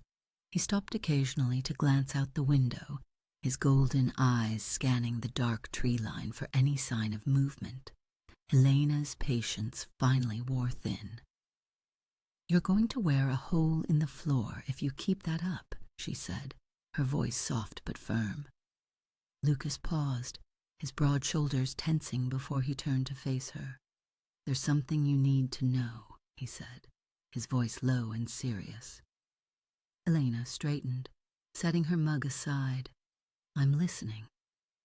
Lucas sat on the edge of the couch, his elbows resting on his knees as he clasped his hands together. "My pack has rules, traditions, and one of the most important is that we can't form bonds with humans." Elena blinked, her stomach sinking at his words. "Why?" Lucas hesitated, his golden eyes locking onto hers. "Because it complicates things. Humans don't understand our world, and being close to us puts them in danger. But it's more than that. It's about trust. The pack believes that relationships with humans weaken us, make us vulnerable." "And you think they're right?" Elena asked, her voice steady despite the sting of his words. Lucas sighed, running a hand through his dark hair. "I don't know anymore. I used to think the rules made sense, that they were there to protect us. But now—" His voice trailed off, and Elena felt her heart twist at the vulnerability in his expression. "But now you're questioning them," she finished for him. Lucas nodded. "The pack sees my connection to you as a threat. They're already restless because of Damien, and this us only makes it worse. If they lose faith in my leadership," Elena leaned forward, her voice firm, "then we prove them wrong. We show them that this doesn't make you weak." "It's not that simple," Lucas said, his voice tinged with frustration. "The pack doesn't care about proof. They care about tradition, and Damien is already using this to sow doubt among them. He wants them to turn against me." "Why?" Elena asked, her brow furrowing. "What does Damien get out of it?" "Power," Lucas said grimly. "Damien doesn't care about balance or loyalty. He sees the pack as a means to an end. If he can take control of my territory, he'll use it to expand his influence, and he won't stop until he's taken everything." Lena frowned, her stomach twisting with unease. "And you think he'll come after me?" "I don't think," Lucas said, his golden eyes darkening. "I know. You've already seen how he operates. He uses fear and manipulation to get what he wants. If he thinks hurting you will weaken me, he won't hesitate." Elena's pulse quickened at his words, but she forced herself to stay calm. "Then we fight back." Lucas shook his head, his frustration evident. "It's not that simple, Elena. The pack is divided. Serena's loyalty is questionable at best, and if Damien convinces others to side with him, it could tear us apart." Elena studied him, her mind racing. "What about the others? Marcus, the rest of the pack? Do they trust you?" "They trust me to keep them safe," Lucas said. "But trust is fragile. If they think I'm putting you above the pack, that trust could break." Elena swallowed hard, the weight of his words settling over her. "So what do we do?" Lucas stood and moved to the fireplace, his gaze fixed on the flickering flames. "There's a full moon tomorrow night," he said. "The pack will gather, as we always do. It's tradition to reaffirm the bonds that hold us together, to remind ourselves of who we are and what we stand for." "And you think that will help?" Elena asked, her voice cautious. Lucas turned to face her, his expression unreadable. "It depends. If Damien uses the gathering to challenge me, it could force the pack to choose sides. And if Serena has been feeding him information..." He didn't finish the sentence, but the implication was clear. "What happens if the pack sides with Damien?" Elena asked quietly. "Then he becomes Alpha," Lucas said simply. "And everything I've fought for, everything we've built, will fall apart." Elena's chest tightened, but she refused to let fear consume her. She stood, stepping closer to Lucas until they were only a breath apart. "Then we won't let that happen." Lucas's golden eyes softened as he looked at her, his expression filled with a mix of gratitude and worry. "This isn't your fight, Elena." "Yes, it is," she said firmly. "You're not just fighting for the pack, Lucas. You're fighting for us. And I'm not going to let Damien take that away." For a moment, Lucas said nothing, his gaze searching hers as though looking for some hidden strength. Finally, he nodded, a faint smile tugging at the corners of his lips. "You're braver than you should be," he said softly. "And you're more stubborn than you should be," she replied, a small smile breaking through her own tension. The fire crackled behind them, its warm light casting shadows on the walls. As the night stretched on, they stood together, united against the growing storm that threatened to tear them apart. Chapter 16. Pack Resistance. The atmosphere in the pack's den was tense, the air heavy with unspoken words and simmering frustration. Lucas stood at the center of the main chamber, his golden eyes scanning the group gathered around him. The pack, his pack, felt different tonight, restless, wary. He could see it in their body language, the way their gazes shifted to one another, their unease spreading like wildfire. He had called the meeting to address the growing threat of Damien, but it was clear the real issue on everyone's mind was something else entirely. "Elena," Serena said, breaking the silence with a sharp edge to her voice. She stood near the front of the group, her arms crossed, her amber eyes narrowing at Lucas. "She's the problem." Lucas's jaw tightened, his fists clenching at his sides. "Elena isn't a threat to the pack." "No," Serena shot back, her tone icy. "But your obsession with her is. You're distracted, Lucas. You're making decisions based on your feelings for a human, and it's putting all of us at risk." The murmurs of agreement from the others cut deeper than Lucas expected. He looked around the room, seeing the doubt in their eyes, the cracks forming in the trust he had worked so hard to build. Marcus, the beta, stepped forward, his grizzled features marked with hesitation. "Serena has a point," he said, his voice calm but firm. "Damien's been circling for weeks now, testing our borders, looking for weaknesses, and with Elena in the picture, he's found one." "She's not a weakness," Lucas growled, his voice low and dangerous. "She's under my protection." "And that's exactly the problem," Serena snapped. "You're prioritizing her over us, over the pack. How can we trust you to lead if your focus is divided?" Lucas took a step forward, his golden eyes blazing. "My focus isn't divided. Everything I've done, everything I'm doing, is to protect this pack." "But at what cost?" Serena countered. "Damien isn't just testing our borders, Lucas. He's testing you, and so far all he's seen is an Alpha too blinded by his feelings to act." The room fell silent, Serena's words hanging heavy in the air. Lucas's gaze swept over his pack, his chest tightening as he saw the doubt reflected in their faces.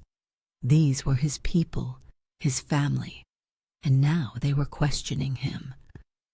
"You think I'm weak," Lucas said, his voice cold and steady.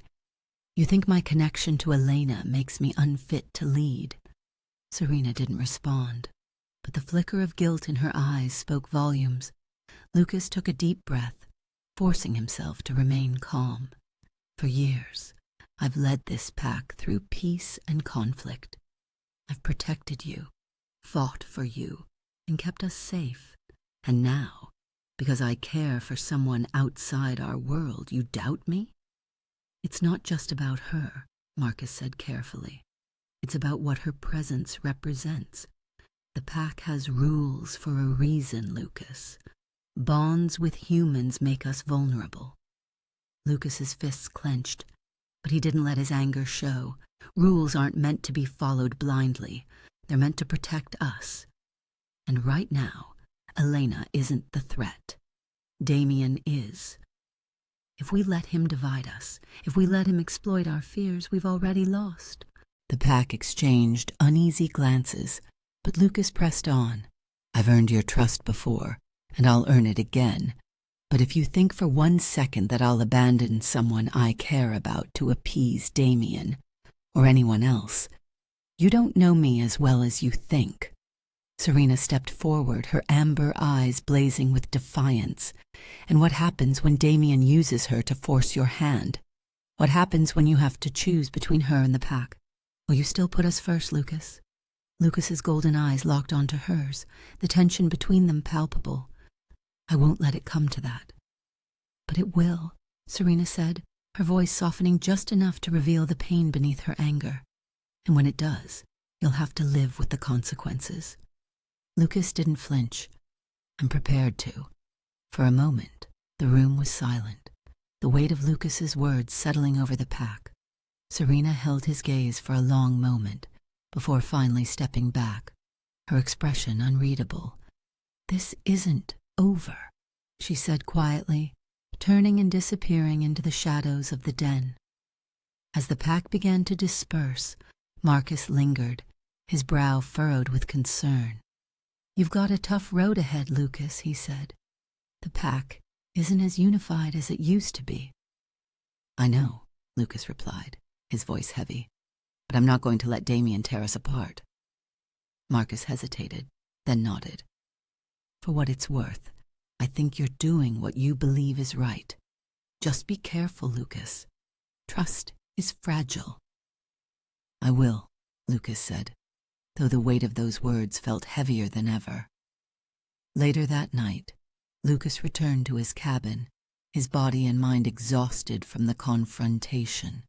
He found Elena waiting for him on the porch, her arms wrapped around herself, as she stared out at the dark forest. Rough night? She asked, her voice soft. You could say that, he replied, sitting beside her.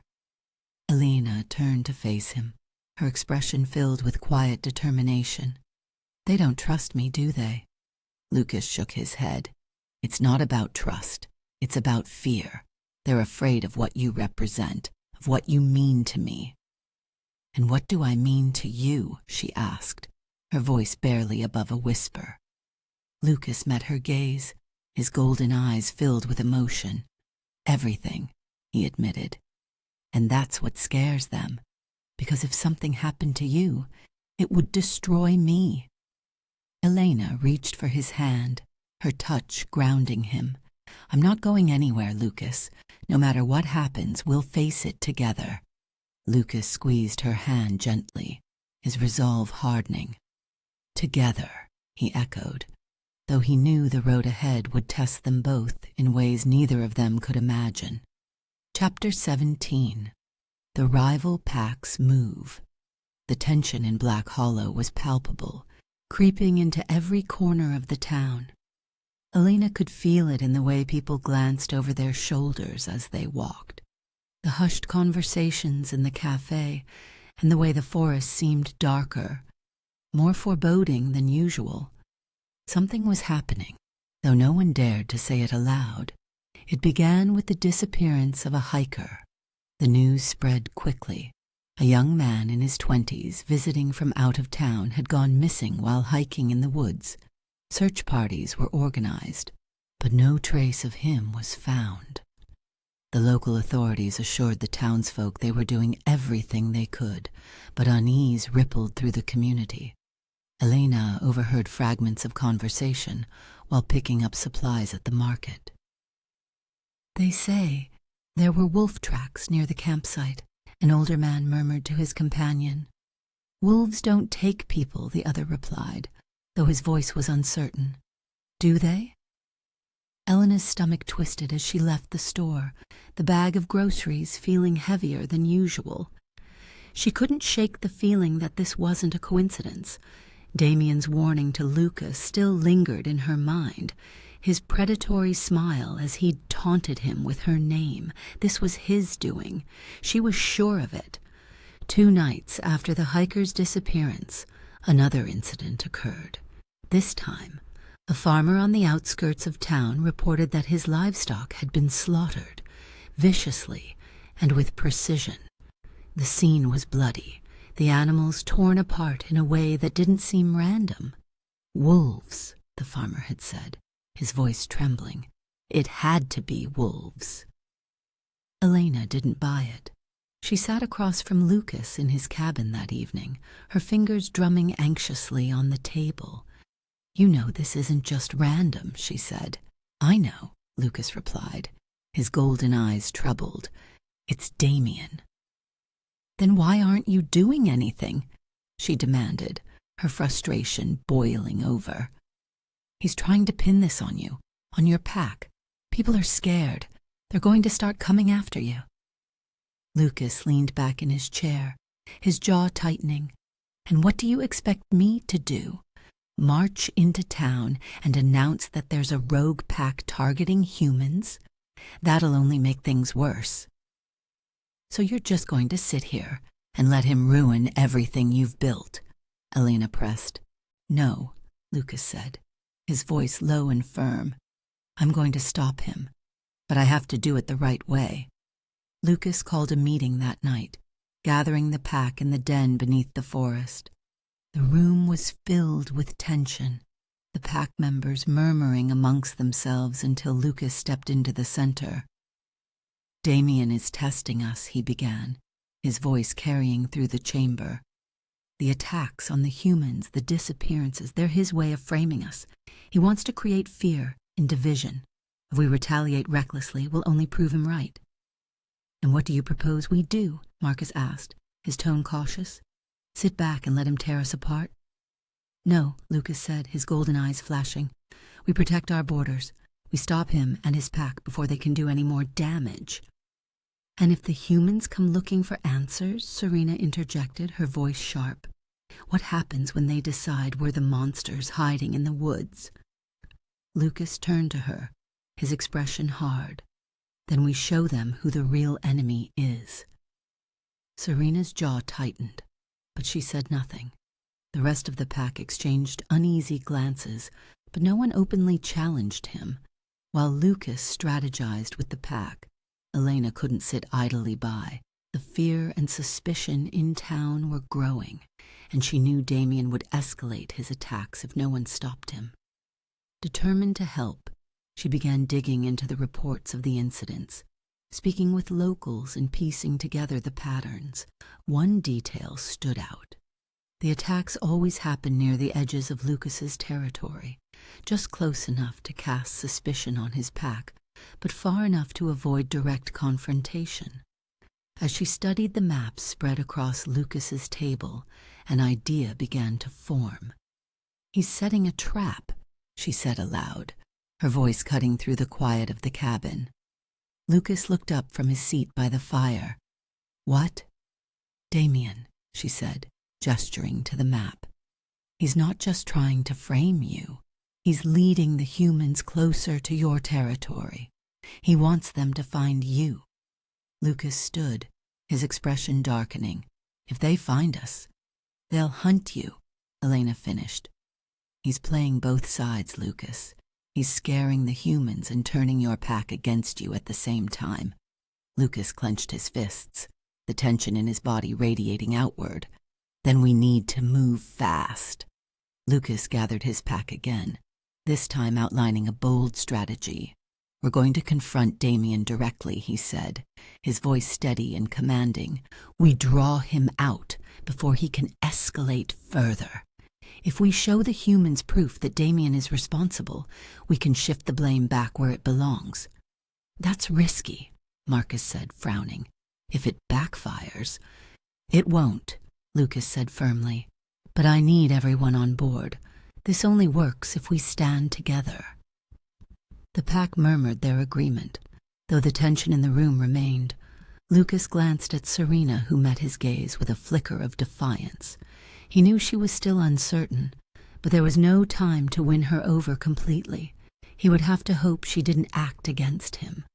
That night, as the pack prepared for their confrontation with Damien, Lucas pulled Elena aside. "You need to stay here," he said, his tone leaving no room for argument. "No way," she replied, crossing her arms. "I've come this far. I'm not sitting on the sidelines now." "Elena," Lucas said, his voice softening. "If something happens to you—" "Nothing will happen," she said, stepping closer.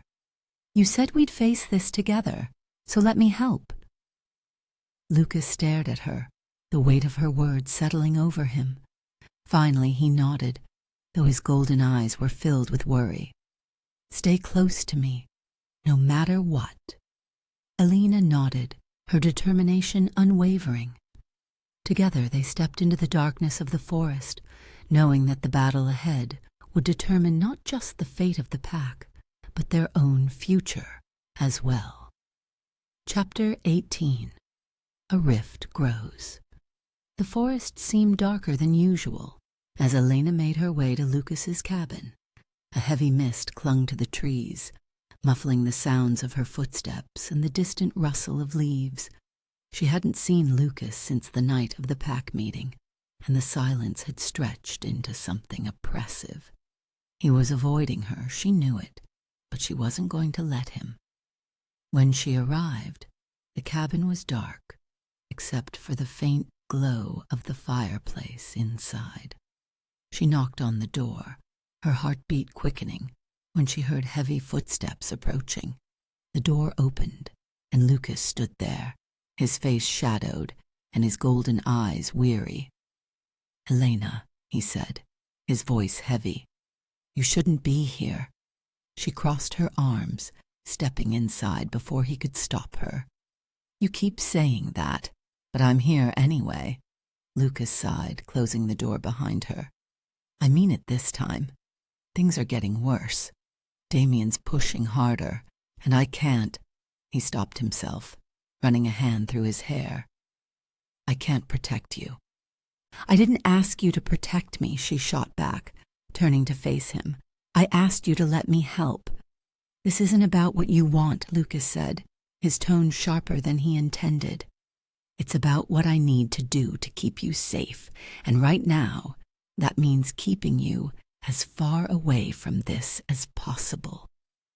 Elena flinched at the harshness of his words, but her frustration outweighed her hurt. "You don't get to make that decision for me, Lucas. I'm already involved, whether you like it or not." Lucas's jaw tightened, and he stepped closer, his golden eyes burning with intensity. "You think this is a game, Elena? Damien will kill you if he gets the chance, and if he doesn't, the humans he's riling up will. This isn't your fight." "It is my fight," she snapped, her voice rising. "You think you can just push me away and solve everything on your own, but you can't. You need me." "I need you alive," he said, his voice breaking, "and if that means pushing you away, then so be it." Elena stared at him, her chest tightening at the raw emotion in his voice. But instead of softening, she felt her anger flare. "Fine," she said, her voice cold. "If you don't want my help, I'll figure it out on my own." She turned and stormed out of the cabin, slamming the door behind her. Lucas didn't follow, and the sound of his silence cut deeper than any argument. Elena's frustration boiled over as she made her way back into town. If Lucas wasn't going to let her help, then she'd find her own way to stop Damien. She wasn't going to sit on the sidelines while he fought a battle that affected both of them. She spent the next few days digging deeper into the reports of attacks and disappearances. The patterns she'd noticed before became clearer. Damien's pack was targeting areas near Lucas's territory, but avoiding the heart of the forest. It was deliberate, calculated. He was trying to drive a wedge between Lucas's pack and the town. Her investigation led her to the outskirts of Black Hollow, where an abandoned factory stood on the edge of the forest. The locals whispered about strange noises and sightings in the area, but no one dared to go near it. Elena, however, felt a strange pull toward the place, as if it held the answers she was searching for. The factory was a looming, crumbling structure, its windows broken and its walls covered in graffiti. The air around it felt colder, heavier, as though the building itself was holding its breath. Elena hesitated at the entrance, her flashlight cutting through the darkness inside. "Here goes nothing," she muttered, stepping over the threshold. The interior was a maze of rusted machinery and decaying walls. Every sound, her footsteps, the creak of metal, the distant drip of water, seemed amplified, echoing eerily through the empty space. She followed her instincts, moving deeper into the factory until she came across something that made her blood run cold. Piles of torn clothing and shredded backpacks were scattered across the floor. They were covered in dried blood, their owners nowhere to be found. It was a macabre display, a message meant to instill fear. And then she heard it, a low growl that sent a shiver down her spine. Elena spun around, her flashlight shaking as she pointed it toward the sound. A pair of glowing amber eyes stared back at her from the shadows, and she realized with horror that she wasn't alone. Before she could react, a massive, wolf-like creature stepped into the light, its fur black as midnight and its teeth bared in a menacing snarl. It was one of Damien's wolves. She knew it instinctively. The creature circled her, its growl deep and guttural, and for the first time Elena felt truly out of her depth. "Nice of you to visit," a voice drawled from the shadows. Damien emerged, his silver-gray eyes gleaming with amusement. "I've been wondering when you'd show up." Elena clenched her fists, forcing herself to stand her ground. "You're trying to frame Lucas. Why?" Damien smirked, circling her like a predator sizing up its prey. "Because it's easy. Humans are predictable. They see what they want to see, and when I'm done, they'll see Lucas and his pack as monsters." "You're the monster," she shot back. Damien chuckled, his smile widening. "Oh, I like you. Feisty. No wonder Lucas is so taken with you." His words sent a chill through her, but she refused to let him see her fear. "You won't get away with this." Damien tilted his head, his amusement fading into something darker. "And who's going to stop me? You? Lucas?" Elena opened her mouth to respond, but the wolf growled again, stepping closer. Damien raised a hand and the creature stopped, its amber eyes fixed on her. "Run back to your Alfa," Damien said, his voice cold. "Tell him his time is running out." When Elena returned to Lucas's cabin that night, she was shaken but determined. Lucas opened the door, his golden eyes widening in alarm when he saw her pale face and trembling hands. "What happened?" he demanded, pulling her inside. "I went to the factory," she said, her voice steadier than she felt. "Damien was there. He knows everything." Lucas's expression darkened, his fists clenching at his sides. "Damn it, Elena. I told you to stay out of this." "And I told you I'm not walking away," she shot back. "He's escalating, Lucas. If we don't stop him now—" "I'll stop him," Lucas said, his voice low and dangerous. "But you're done investigating. Do you understand me?" Elena stared at him, her frustration flaring again. "You don't get to decide that." "I do, if it means keeping you alive," he growled. The room fell silent, the tension between them crackling like a live wire. Finally, Elena shook her head, her voice soft but firm. "I'm not going anywhere, Lucas, whether you like it or not." Lucas exhaled sharply, his golden eyes filled with a mixture of anger and desperation. "Then stay close. No more running off on your own." Elena nodded, though her resolve hadn't wavered. Together or not, She was going to end this. Chapter 19. Elena's Kidnapping. The forest was quiet, unnaturally so. The usual rustling of leaves and distant sounds of wildlife were absent, replaced by an oppressive silence that hung over Black Hollow like a shroud. Elena felt the unease as she walked the trail behind Lucas's cabin, her thoughts tangled with plans and worries about how they could stop Damien. She didn't hear them until it was too late. A sudden growl broke the silence, low and menacing, sending a jolt of adrenaline through her veins. She turned sharply, her eyes scanning the trees for the source of the sound. Before she could react, a blur of movement shot toward her. Something massive knocked her off her feet, and the world spun as she hit the ground. She tried to scream, but a hand clamped over her mouth, muffling the sound. Strong arms pinned her down, and she caught the gleam of amber eyes, feral and full of malice. Her attacker wasn't human. He was one of Damien's wolves, half-shifted, his features a twisted mix of man and beast. "Not so brave without your Alfa," the wolf growled, his voice rough and taunting. Panic surged through Elena as she struggled against him, but her strength was no match for his. Another wolf stepped into view, fully shifted and massive, its black fur glinting in the faint moonlight. It bared its teeth in a snarl, and Elena froze, her breath hitching. "Enough," a calm, cold voice commanded. The wolves stepped back, and Damien appeared, his silver-gray eyes gleaming with satisfaction.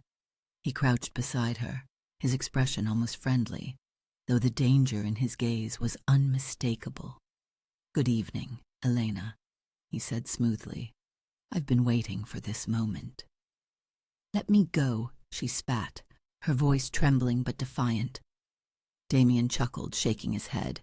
"Oh, I don't think so. You're far too valuable for that." He gestured to the wolves, who hauled Elena to her feet. She tried to struggle, but their grip was ironclad. Damien leaned in close, his voice dropping to a whisper. "You're going to help me send Lucas a message." Back at the cabin, Lucas paced the room, his frustration mounting. Elena had been gone longer than she'd promised, and his instincts were screaming that something was wrong. He grabbed his jacket and stepped onto the porch, his golden eyes scanning the dark forest. "Elena," he called, his voice echoing through the trees. Silence. A low growl rumbled in his chest as he descended the steps, his senses on high alert. He followed the trail she often walked, his sharp ears picking up faint sounds, the crunch of leaves, the distant snap of a branch, and then he smelled it. Blood. Lucas broke into a run, his heart pounding as he followed the scent. It led him to a small clearing, where the faint glow of moonlight illuminated the ground. His stomach twisted at the sight of her bag, torn and abandoned in the dirt. A familiar metallic tang lingered in the air. "Wolves." "Damien," Lucas growled, his voice low and dangerous. Elena woke to the sound of water dripping. The room was cold and dark, the faint glow of moonlight filtering through a single cracked window. She was tied to a chair, her wrists bound with thick rope that bit into her skin. The door creaked open, and Damien entered, his expression calm, but his eyes alight with triumph.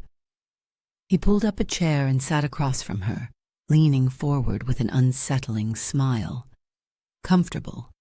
he asked mockingly. "Go to hell," Elena snapped. Damien chuckled, clearly amused. "Such spirit. I can see why Lucas is so taken with you." "What do you want?" she demanded, her voice steady despite the fear twisting in her chest. "What I've always wanted," Damien said. "Control. Lucas has been a thorn in my side for far too long. He clings to his pathetic ideals of balance and peace. But we both know that's a lie.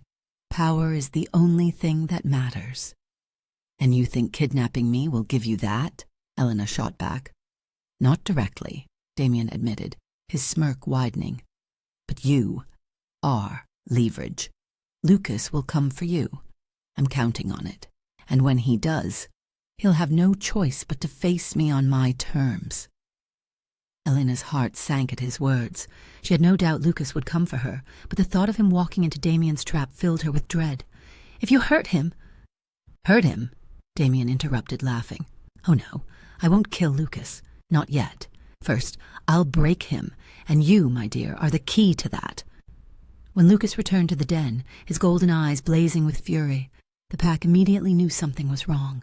He strode into the center of the room, his presence commanding and electrified with rage. Damien has Elena, he announced, his voice echoing through the chamber. The pack exchanged uneasy glances, their tension palpable. Marcus stepped forward, his brow furrowed. What do you want us to do? We're going after her, Lucas said, his tone leaving no room for argument. Tonight. That's exactly what Damien wants, Serena said, her voice sharp. He's baiting you, Lucas. If you walk into his trap, you could lose everything. I don't care, Lucas growled, his golden eyes locking onto hers. I'm not leaving her with him. Serena hesitated, the conflict in her expression clear. If you go, you risk the pack. And if I don't go, I lose her, Lucas shot back. This isn't up for debate. We move now. The pack murmured their agreement, though Serena's hesitation lingered. Lucas didn't wait for her response. He turned and headed for the exit, his determination unshakable. Back in the cold, dark room, Elena's mind raced as she worked at the ropes binding her wrists. Damien had left her alone, clearly confident in his control of the situation. But Elena wasn't about to sit idly by and wait to be rescued. The sound of footsteps outside the door made her pause, her breath hitching as the handle turned. The door creaked open, and for a moment her heart leapt until she saw the wolf standing there, its amber eyes gleaming with malice. You're not going anywhere, it growled, stepping closer. Elena swallowed hard, her pulse racing. We'll see about that. Chapter 20. A Wolf's Rage. The moon hung low over the forest, casting an eerie glow over the pack's den, as Lucas stood at the center of the chamber. The pack had gathered in response to his urgent call, their faces a mix of unease and determination. Lucas's golden eyes burned with fury, his posture tense and commanding.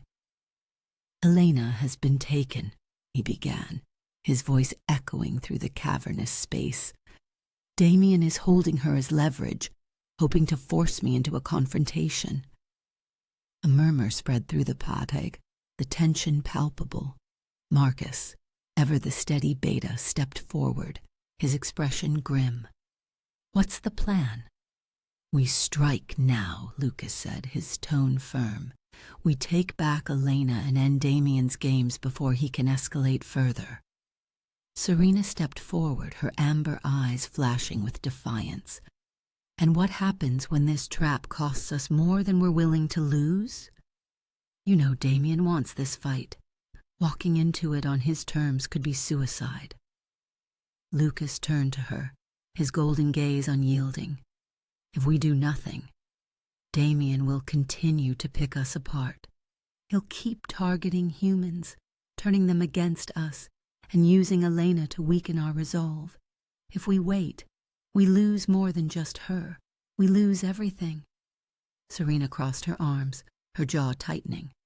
You're risking the pack for one person, a human. What does that say about your priorities? It says I won't abandon someone I care about, Lucas growled, his voice low and dangerous. Elena isn't just a human. She's part of this now, whether you like it or not. The pack shifted uneasily, their loyalty to Lucas warring with their fear of the growing threat. Marcus stepped in, his calm voice cutting through the tension. We've always trusted your leadership, Lucas. But Serena has a point. If we go in unprepared, we're playing into Damien's hands. Lucas clenched his fists, his frustration mounting. I won't let Damien win by doing nothing. If you're with me, then we move now. If not, he paused, his gaze sweeping over the pack. I'll go alone. The room fell silent, his words landing heavily. Finally, Marcus nodded. We're with you. One by one, the pack voiced their agreement, though the reluctance in their eyes was clear. Serena remained silent, her expression unreadable, as the others rallied behind their Alfa. As the pack prepared to move, Lucas pulled Marcus aside, his voice low. We need to move fast and quiet. Damien's pack will be ready for us. Marcus nodded. What about Serena? She's been hesitant. Lucas's jaw tightened. Keep an eye on her. If she falters, I need to know. Marcus hesitated, but eventually nodded. Understood. Lucas turned to the rest of the pack, his voice steady and commanding. This is more than a rescue. This is about showing Damien that we won't be intimidated, that we won't back down. We fight as one, and we fight to win. The pack let out a collective growl of agreement, the sound reverberating through the den like a war cry. Lucas's resolve hardened as he led them out into the night, the forest closing in around them like a living entity. The pack moved swiftly through the woods, their movements silent and precise. Lucas took the lead, his golden eyes scanning the darkness for any sign of danger.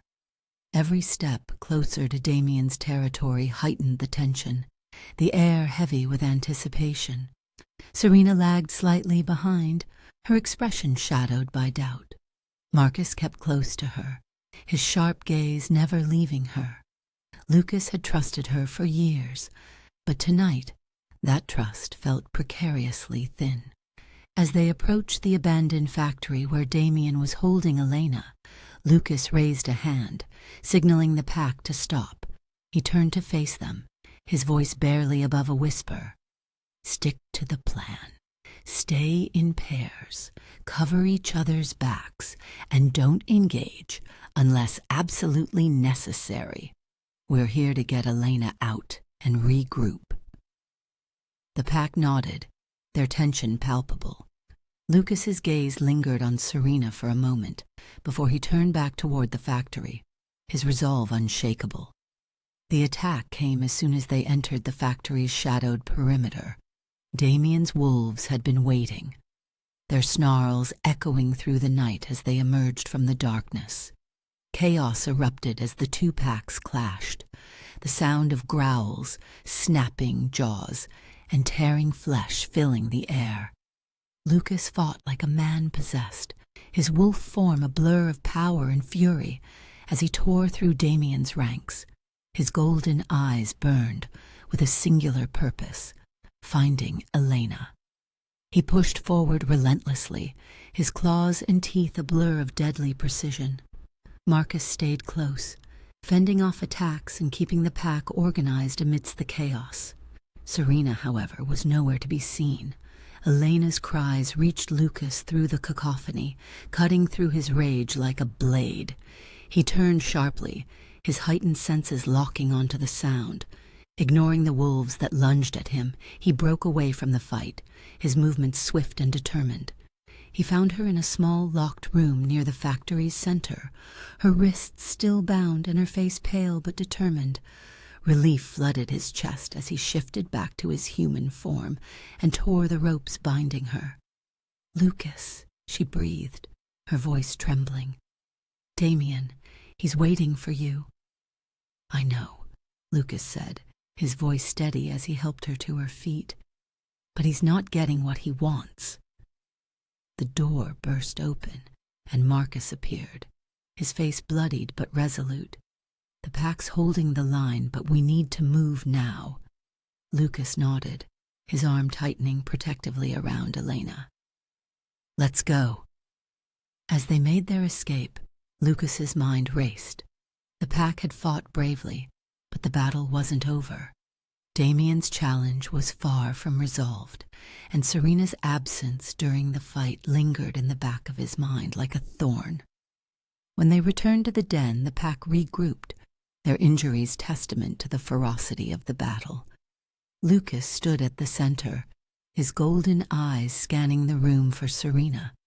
When he found her, her expression was carefully neutral, but something about her demeanor sent a chill down his spine. The rescue had been a success, but the fractures within the pack were growing wider, and Lucas knew that the hardest battles were still to come. Chapter 21. The Alpha's Choice. The den was quiet except for the crackling of a small fire. Lucas sat at the head of the room, his golden eyes hard and unyielding as he stared at his pack. The night's battle had left its mark on their bodies, their spirits, and their unity. Elena sat nearby, her wrists bandaged but her gaze steady. She hadn't said much since their escape, but Lucas could feel the weight of her presence, grounding him even as his world seemed to teeter on the edge. The silence was broken by Marcus's low voice. "He won't stop, Lucas. You know that." Lucas nodded, his jaw tightening. "I know." Serena, standing near the back of the room, crossed her arms. "Then what's the plan? Because whatever we're doing now clearly isn't working." "We need to take control of the situation," Lucas said, his voice firm. "No more reacting to Damien's moves. It's time to force his hand." "How?" Marcus asked, his brow furrowed. Lucas's gaze darkened. "We negotiate." The pack's murmurs of unease filled the room, but Lucas raised a hand to silence them. "Damien wants control, territory. If we can give him something that satisfies his ambitions without compromising the pack's survival, we may be able to end this." "And if he doesn't honor the deal?" Serena asked, her tone sharp. "Then we fight," Lucas said simply. "But this time, we'll fight on our terms." The pack exchanged wary glances. Marcus nodded, though his expression remained cautious. "If anyone can pull this off, it's you." Lucas's gaze shifted to Elena. "You'll stay here," he said firmly. "No," she replied, her voice steady. "I'm coming with you." "It's too dangerous," he said, his golden eyes softening. "Damien won't hesitate to use you against me." "And if I'm not there, he'll still use me as leverage," she countered. "I'm part of this, Lucas. You said we'd face it together." Lucas hesitated, but her resolve was unwavering. Finally, he nodded. "Stay close to me, no matter what." The meeting was set in the heart of the forest, a neutral ground chosen to avoid tipping the balance in either pack's favor. The night was cold and still, the full moon casting an eerie light over the clearing. Lucas arrived with Marcus, Serena, and a small group of trusted wolves, Elena at his side. Damien was already there, leaning casually against a tree as though he didn't have a care in the world. His pack flanked him, their eyes gleaming with malice. "Lucas," Damien said with a smirk, "always so punctual." "Damien," Lucas replied, his voice steady but laced with warning. "Let's get this over with." Damien straightened, his silver-gray eyes flicking to Elena. "Ah, the human. I was hoping you'd bring her along. She's quite the firecracker." Lucas growled low in his throat, his golden eyes narrowing. "This ends tonight. Name your price." Damien chuckled, his smile widening. "Territory, specifically the southern border. It's fertile, rich with resources. Give it to me, and I'll leave you and your precious human alone." The southern border. Lucas clenched his fists. That territory was vital to the pack's survival, a hunting ground and safe haven. Giving it up would be a heavy blow. "You're asking for too much," Lucas said. Damien shrugged. "It's a fair trade. Elena's freedom in exchange for a little land. Or..." His smile turned sharp. "We can settle this another way."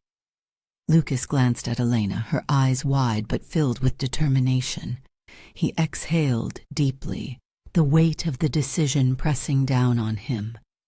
Finally, he turned back to Damien. "Fine," he said, his voice firm.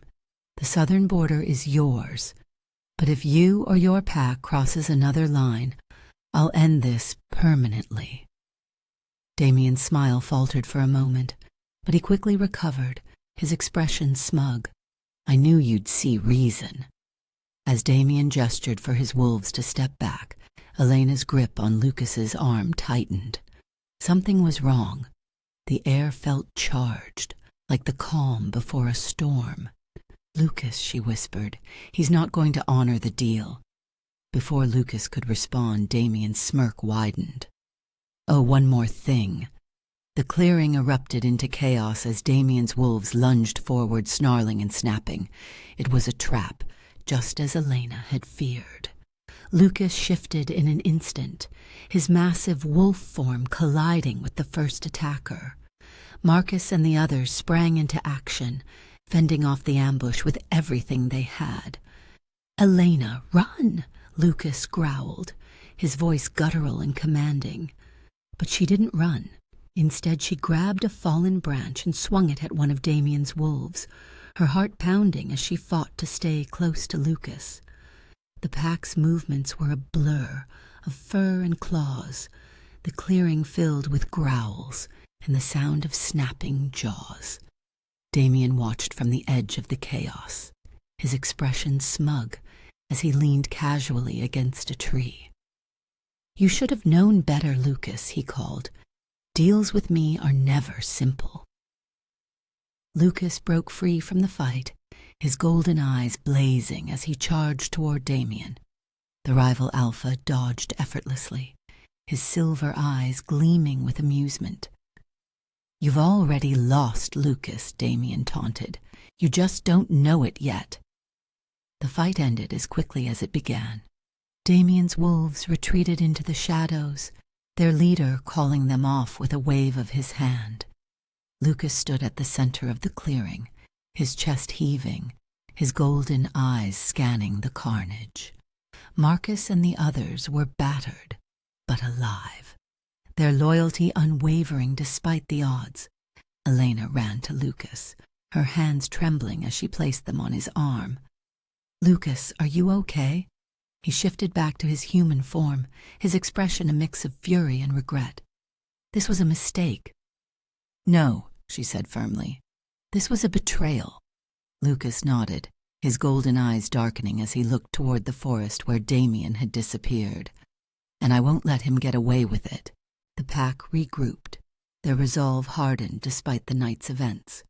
Lucas knew the cost of his decision, but he also knew one thing for certain. The fight with Damien was far from over, and this time there would be no negotiations. Chapter 22. A costly escape, the cold, damp air of the factory pressed heavily on Elena's chest as she sat bound in the darkened room. Her wrists were raw from the rough ropes, and her body ached from being shoved and restrained, but her mind was sharp, racing with thoughts of escape. Damien hadn't come to taunt her since the failed negotiation, but his wolves patrolled just beyond the door. She could hear their low growls and heavy footsteps, a constant reminder of the danger waiting if she failed. "I can't wait for Lucas. I have to get out of here." The flickering light bulb overhead cast eerie shadows as Elena tested the ropes again, wincing as they bit into her skin. She shifted her weight, scanning the room for anything she could use. Her eyes landed on a jagged piece of metal sticking out from the corner of a rusted shelf. "That'll do." She scooted her chair toward it, her movements slow and deliberate to avoid drawing attention. The chair scraped softly against the concrete floor, and she froze as one of the wolves outside let out a low growl. Her heart pounded, but when no one entered, she continued. Once close enough, she turned her back to the shelf, angling her wrists toward the sharp edge. It was awkward and painful, but after what felt like an eternity, the ropes began to fray. "Come on," she whispered, her voice barely audible over the sound of her own ragged breathing. With a final, desperate tug, the ropes snapped.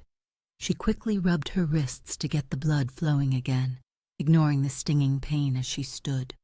The door was locked, but the room had a small grime-covered window high on the far wall. It wasn't ideal, but it was her only option. Elena climbed onto an overturned crate, her legs shaky as she reached for the window's rusted latch. It groaned loudly as she pushed it open, and her stomach dropped as the sound echoed through the room. The door burst open, and one of Damien's wolves stalked inside, its amber eyes blazing. It was in its half-shifted form, its snarling face a grotesque blend of man and beast. Elena didn't hesitate. She grabbed the piece of metal she'd used to cut her ropes and swung it with all her strength, catching the wolf across the face. It yelped in surprise, giving her just enough time to scramble through the window. She hit the ground hard on the other side, pain shooting through her ankle as she landed. But she couldn't stop. Ignoring the sharp throb, she forced herself to her feet and limped into the forest. The cold air burned her lungs as she ran, every step a battle against the pain radiating from her injured ankle. Behind her she could hear the wolves howling, their snarls growing closer. They were hunting her now, and she knew she couldn't outrun them for long. Elena's breath came in ragged gasps as she stumbled through the trees, her vision blurring from exhaustion. She needed to slow them down, to buy herself even a few extra moments. Her eyes darted around the forest until she spotted a fallen tree lying across a shallow ravine. She climbed onto it, her injured ankle screaming in protest as she balanced precariously on the mossy surface. The wolves were close now. She could hear their snarls just beyond the tree line. Summoning every ounce of strength she had left, she leapt to the other side. Her foot slipped as she landed, and she fell hard, her body rolling down the ravine. Sharp rocks tore at her skin, and she cried out in pain as her head struck something solid. Darkness threatened to consume her, but she forced herself to stay conscious. Above her, the wolves had stopped at the edge of the ravine, growling and snapping their jaws.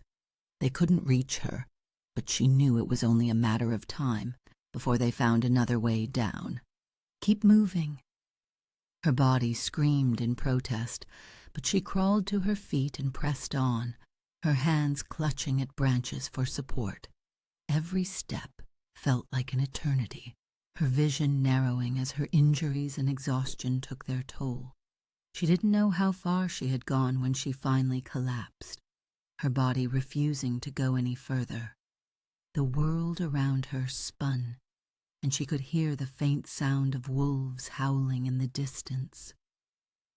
For a moment, she thought it was over, but then, through the haze of pain and exhaustion, she heard another sound, a low, familiar growl that sent a shiver down her spine. She opened her eyes just enough to see a massive figure emerge from the shadows, its golden eyes blazing with fury. "Lucas," she whispered before darkness claimed her. Lucas shifted back to his human form as he knelt beside Elena, his heart pounding as he took in her battered, bloodied state. Fury surged through him as he gently lifted her into his arms, his golden eyes scanning the forest for any sign of Damien's wolves. "Hold on," he murmured, his voice low but desperate. "I've got you." He carried her through the forest, his heightened senses on high alert.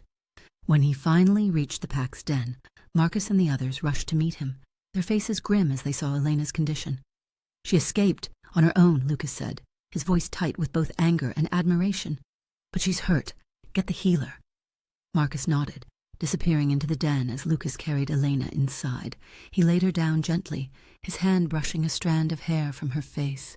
She was pale, her breathing shallow, but she was alive. "Rest," he said softly, his golden eyes filled with both sorrow and determination. "You're safe now. I promise." As the healer worked to tend to Elena's wounds, Lucas stepped outside, his rage simmering just beneath the surface. The pack gathered around him, their expressions a mix of concern and anger.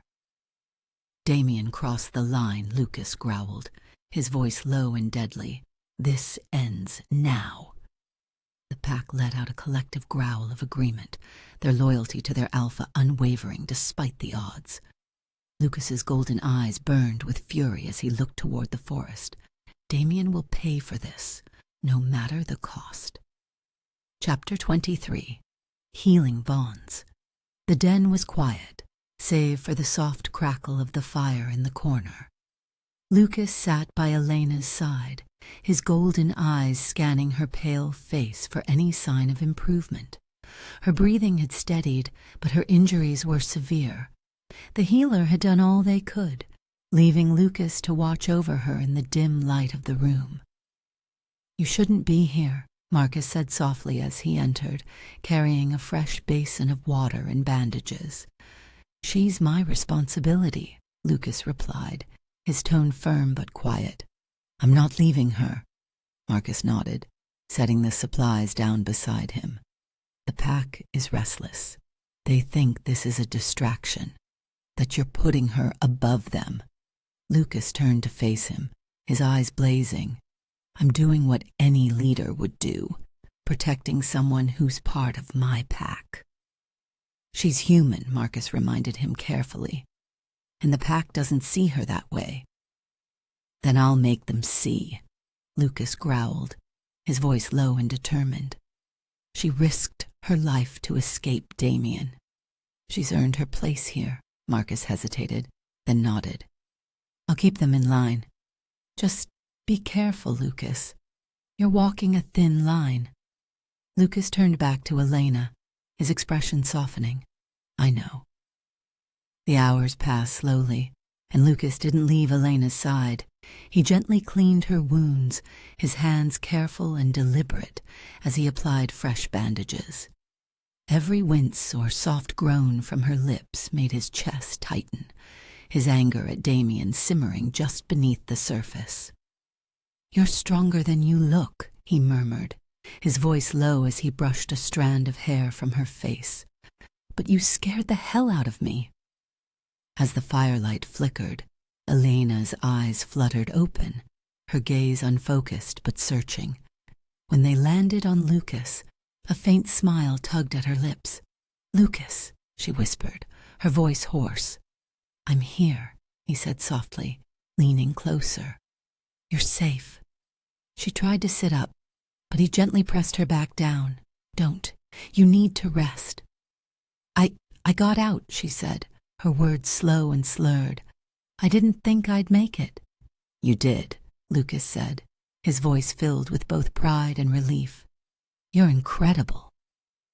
Elena's lips curved into a faint smile, but it quickly faded as her expression turned serious. "Damien, he's not going to stop." "I know," Lucas said, his golden eyes darkening, "but we'll deal with him, together." Over the next few days, Lucas stayed by Elena's side, helping her eat, drink, and regain her strength. Each small victory, sitting up without wincing, walking a few steps with his support, filled him with hope. Despite the pack's growing unease, he refused to let her recover alone. Their time together deepened their bond in ways neither had anticipated. Lucas shared stories of his life before becoming Alpha, the weight of his responsibilities, and the challenges he faced trying to keep the pack united. Elena listened intently, her admiration for him growing with every word. "You carry so much on your shoulders," she said, one evening as they sat by the fire.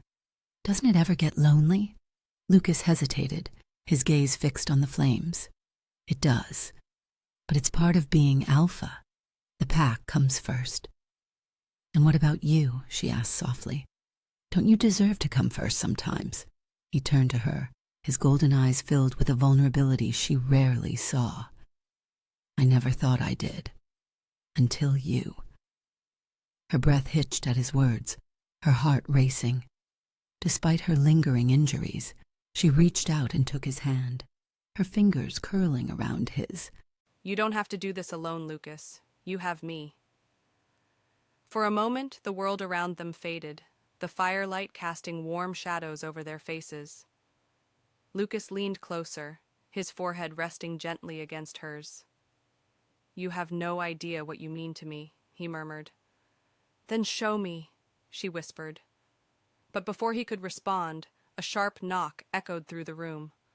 Lucas pulled back, his expression hardening as Marcus stepped inside. Marcus's face was grave as he addressed Lucas. The pack's growing impatient. They want action against Damien, but they're questioning your focus. Lucas stood, his jaw tightening. I haven't lost focus. They think you're distracted, Marcus said carefully, glancing at Elena. They see you putting her first, and it's making them uneasy. Elena's cheeks flushed with guilt, but before she could speak, Lucas stepped forward. She's not a distraction. She's part of this now. She's human, Marcus said, his tone gentle but firm.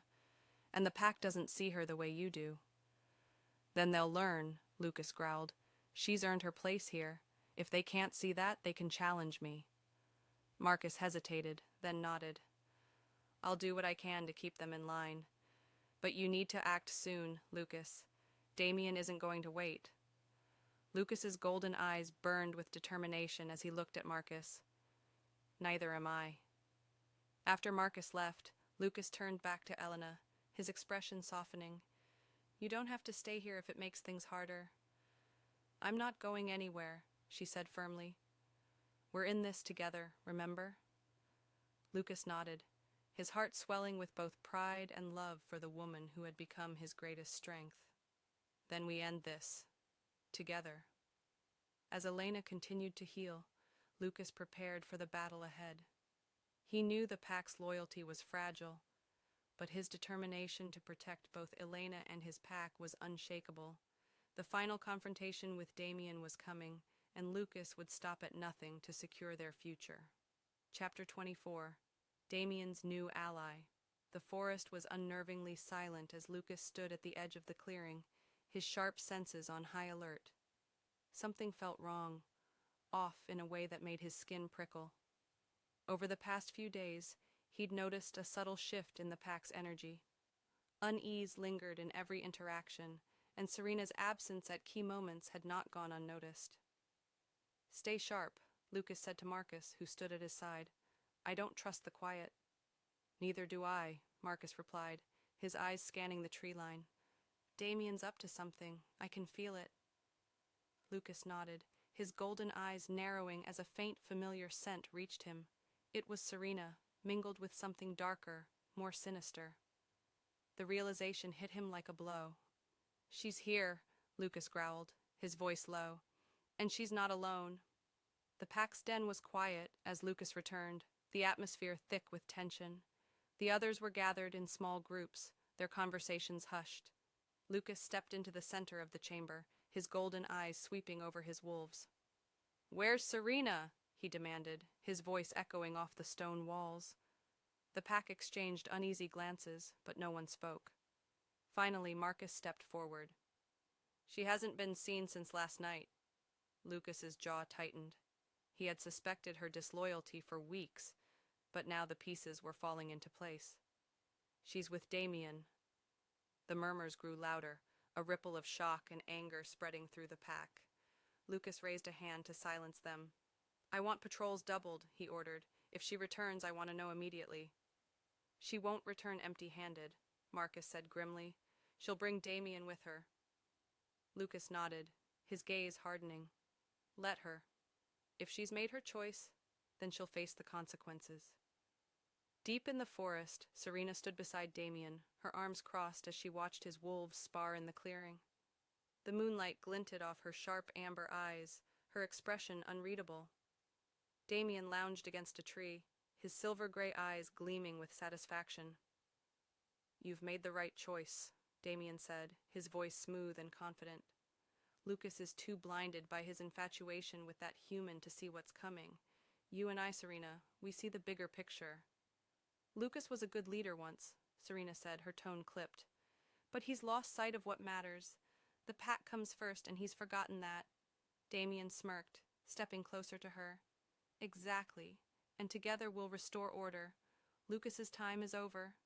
Serena turned to face him, her expression hard. This isn't about loyalty to you, Damien. I'm doing this for the pack. If you think I'll let you destroy them, you're mistaken. Of course, Damien said, his smirk widening. I wouldn't dream of it. But the glint in his eyes told a different story. Back at the cabin, Elena couldn't shake the feeling that something was wrong. Lucas had been restless all night, pacing the room like a caged animal. She had learned to trust his instincts, and if he was uneasy, it meant trouble. I'm going out, she said, grabbing her coat. Lucas turned to her, his golden eyes narrowing. You're not going anywhere alone. I'm not staying here while you worry yourself sick, she replied. If something's going on, I can help. Elena, Lucas said, his voice softening. I can't lose you again. And you won't, she said firmly. But you have to let me do something. Reluctantly, Lucas nodded. Stay close to the den. If anything feels off, you come straight back. Elena slipped into the forest, her senses heightened as she moved through the trees. She didn't know what she was looking for, but she trusted her instincts. As she approached a clearing, voices reached her ears, low and urgent. Damien, she whispered, crouching behind a thick tree. Her breath hitched as she spotted Serena standing beside him. Their words were muffled, but the betrayal was clear. Serena's posture, her expression, the way she stood so close to Damien, it all told the same story. Elena's heart pounded as she stepped back, a twig snapping beneath her foot. Both Damien and Serena turned sharply, their gazes locking onto her position. Well, well, Damien said, his voice dripping with mock amusement. Look who decided to join us. Elena turned and ran, her heart hammering as Damien's wolves gave chase. By the time Elena burst into the den, her lungs burned, and her legs felt like they would give out.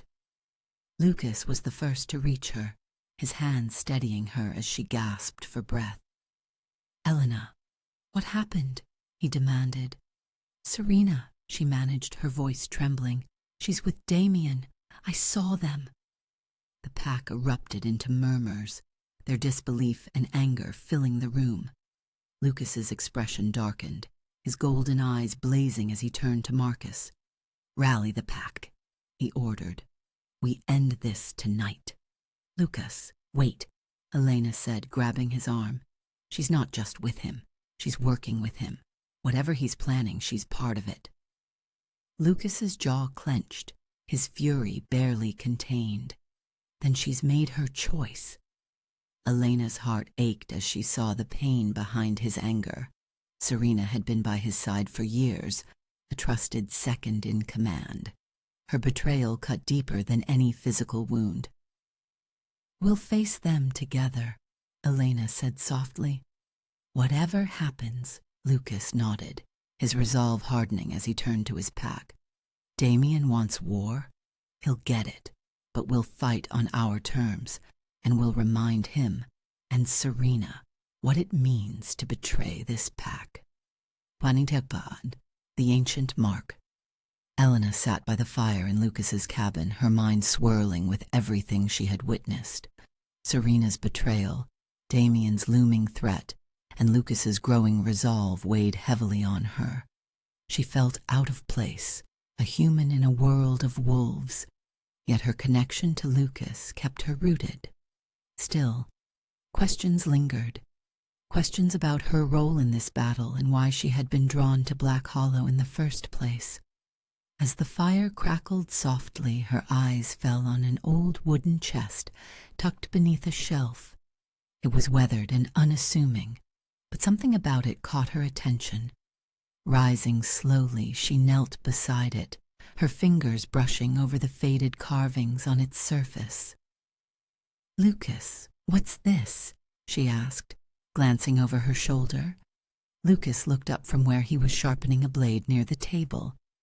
It belonged to the previous owner of the cabin. I never bothered opening it. Elena's curiosity flared. Do you mind if I look? He shrugged. Go ahead. Might be nothing, but it's yours if you want it. She unlatched the chest, the metal hinges creaking as she lifted the lid. Inside, she found a bundle of old papers, their edges yellowed with age. Among them was a leather-bound journal, its cover embossed with a faint, crescent-shaped symbol. Her breath caught as she recognized the symbol. It was the same one she had seen on a pendant her mother used to wear. Elena opened the journal, her fingers trembling as she turned the delicate pages. The handwriting was elegant and familiar, and her heart skipped a beat as she read the first line. To my dearest daughter, Elena, if you found this, it means the truth has come to light. Her chest tightened as she realized the journal belonged to her mother. She hadn't thought of her mother's strange stories about the woods in years, but now those tales came rushing back, sharper and clearer than ever. Lucas, she said, her voice trembling, this journal, it's from my mom. He stood and moved to her side, his golden eyes scanning the open page. What does it say? Elena began to read aloud. Our family has always been connected to the forest, though not in ways you might understand. The bloodline we carry is ancient, tied to the wolves that roam these woods. You, Elena, are part of that legacy. A mark left by the moon itself binds us to them. She stopped, her breath catching as the weight of the words settled over her. A mark? What does that mean? Lucas's expression was unreadable, but his voice was steady. Keep reading. Elena flipped through the pages, skimming her mother's words. The journal detailed her family's history, how their ancestors had once lived in harmony with the wolves, acting as mediators and protectors of the delicate balance between human and wolf kind. The crescent moon symbol had been passed down through generations, a sign of their unique bond. It says here that the mark ties me to the wolves, Elena said, her voice filled with awe and confusion. But I don't have a mark. Lucas's eyes narrowed. Not all marks are visible. He gestured for her to sit by the fire, and she obeyed, clutching the journal tightly. Lucas crouched beside her, his golden eyes scanning her face. Do you remember anything your mother said about this? Anything unusual? Elena thought back to her childhood, to the nights her mother would tell her stories about the wolves in the woods. One memory stood out, her mother showing her the crescent pendant and saying, "This is a gift from the moon, a reminder of who we are and what we protect." She always wore this pendant, Elena said. It had the same symbol as the one on the journal. She said it was a gift from the moon. Lucas frowned, his expression thoughtful. That pendant might have been more than a keepsake. It could have been an anchor, something that connects you to your family's legacy. Elena's mind raced as she pieced the clues together. If I'm connected to the wolves, does that mean Damien knows? Is that why he's targeting me? It's possible, Lucas said. If he sees you as a threat or a tool, he'll try to exploit it. The revelations left Elena reeling. Her entire life she had felt out of place, unsure of her purpose. Now she had answers, answers that tied her to the very conflict she was desperate to resolve. What does this mean for me? She asked, her voice quiet.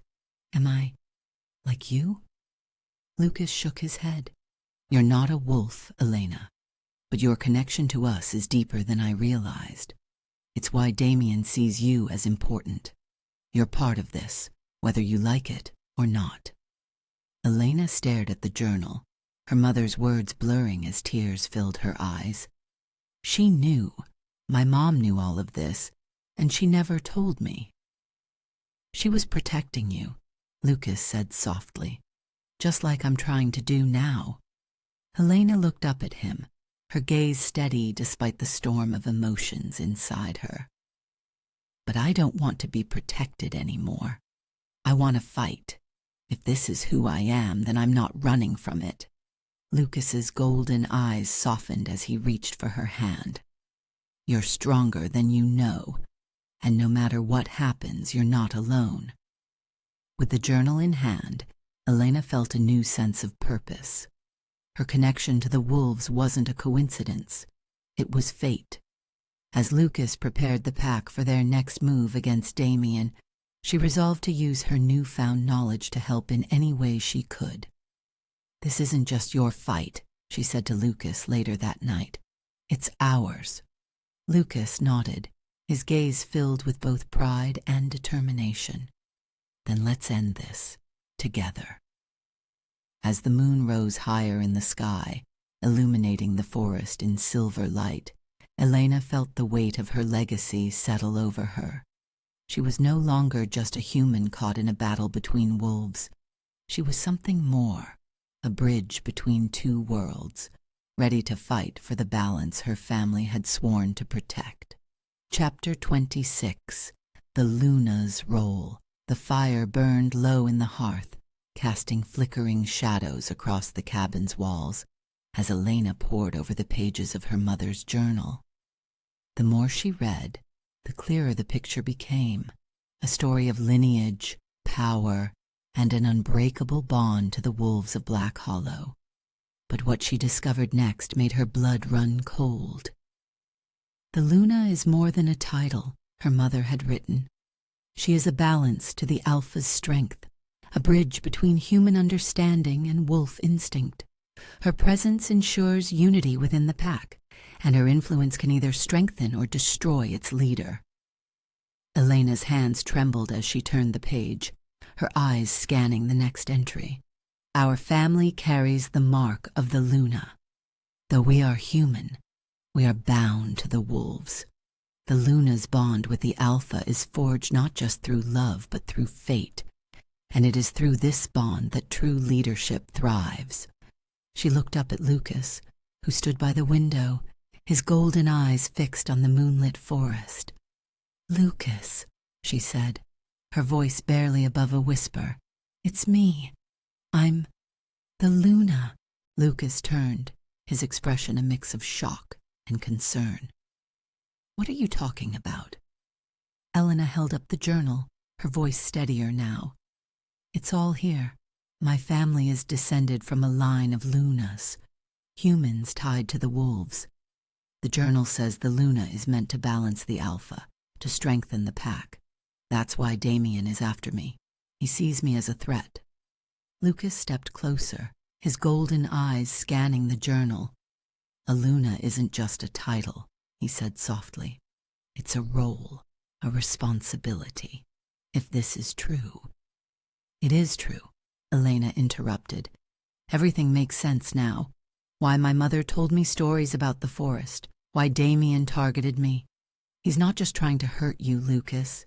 He's trying to eliminate me because he knows I can stand against him." Lucas clenched his fists, his jaw tightening as he processed the revelation. He knows the power of a Luna. If you're tied to the pack, you're not just a threat to him. You're the one thing he can't control.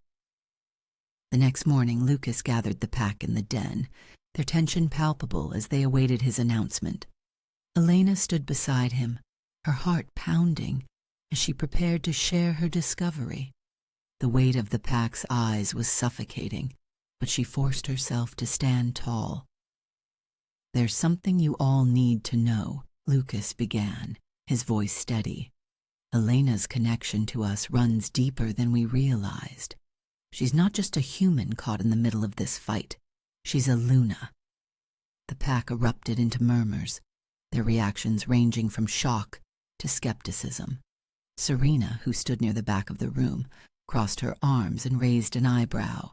"A Luna?" she said, her tone dripping with doubt. "That's convenient." "It's the truth," Lucas growled, his golden eyes narrowing. "Her family has ties to the wolves that go back generations. Her role isn't just symbolic, It's vital to our survival." "And how exactly does she help us survive?" Serena challenged. "She's human. She can't fight like us. She can't lead like us." "She can unite us," Marcus interjected, his voice calm but firm. "If she really is a Luna, then she's more than just human. She's part of us." Serena scoffed but said nothing more, her skepticism clear. After the meeting, Elena found herself alone with Lucas in the den. The weight of the pack's reactions sat heavy on her chest. "They don't trust me," she said quietly. "They will," Lucas said, his golden eyes softening as he placed a hand on her shoulder. "You've already proven your strength. This will take time, but they'll see what I see." "And what do you see?" she asked, her voice barely above a whisper. Lucas hesitated, his gaze locking onto hers. "I see someone who's braver than she realizes. Someone who's willing to fight for what she believes in, even when the odds are against her. And someone who means more to me than I ever thought possible." Her heart swelled at his words, but a pang of fear lingered in her chest. "If I'm the Luna, then I have a responsibility to the pack, to you. But I don't even know what that means." "We'll figure it out," Lucas said, his voice filled with quiet determination. "Together." As the moon rose higher that night, Elena sat by the fire, her mother's journal open on her lap. The pages spoke of ancient rituals, of bonds forged beneath the light of the full moon. But one passage stood out. "The Luna's mark is not always visible, but it is always present. It is a beacon to those who seek power, a light that can either guide or destroy." Her fingers brushed over the crescent moon symbol on the page, and a chill ran down her spine. If Damien knew about her lineage, he wouldn't stop until she was out of the way. "Lucas," she said, looking up at him, "if Damien realizes what I am, he'll come for me again." Lucas knelt beside her, his expression fierce. "Let him try. He won't get past me." But even as he spoke, the weight of their shared responsibility hung between them. Elena was no longer just a bystander in the battle for the pack's survival. She was a key player, and her role as the Luna would either save them or destroy them all. Chapter 27. The Turning Point. The tension in the pack's den was palpable. The wolves gathered in small groups, their conversations hushed but unmistakably centered around Elena. She could feel their eyes on her as she stood beside Lucas, their skepticism a tangible weight pressing down on her. Despite Lucas's announcement about her role as the Luna, the pack's acceptance was far from guaranteed. "She's human," one of the younger wolves muttered under his breath, his voice carrying in the otherwise quiet room. "How can she possibly lead us?" "She doesn't even understand what it means to be part of a pack," another added.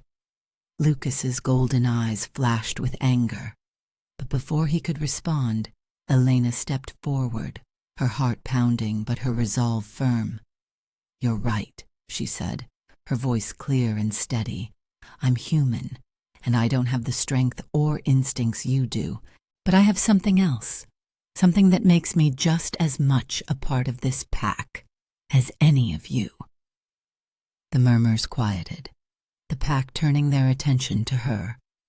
"I don't expect you to trust me just because of what's written in some journal," Elena continued, holding her head high. "I know trust has to be earned, and I'm willing to earn it." Serena, standing near the back of the room, crossed her arms, her expression skeptical. "And how do you plan to do that?" Elena turned to Lucas, who nodded, silently encouraging her to speak.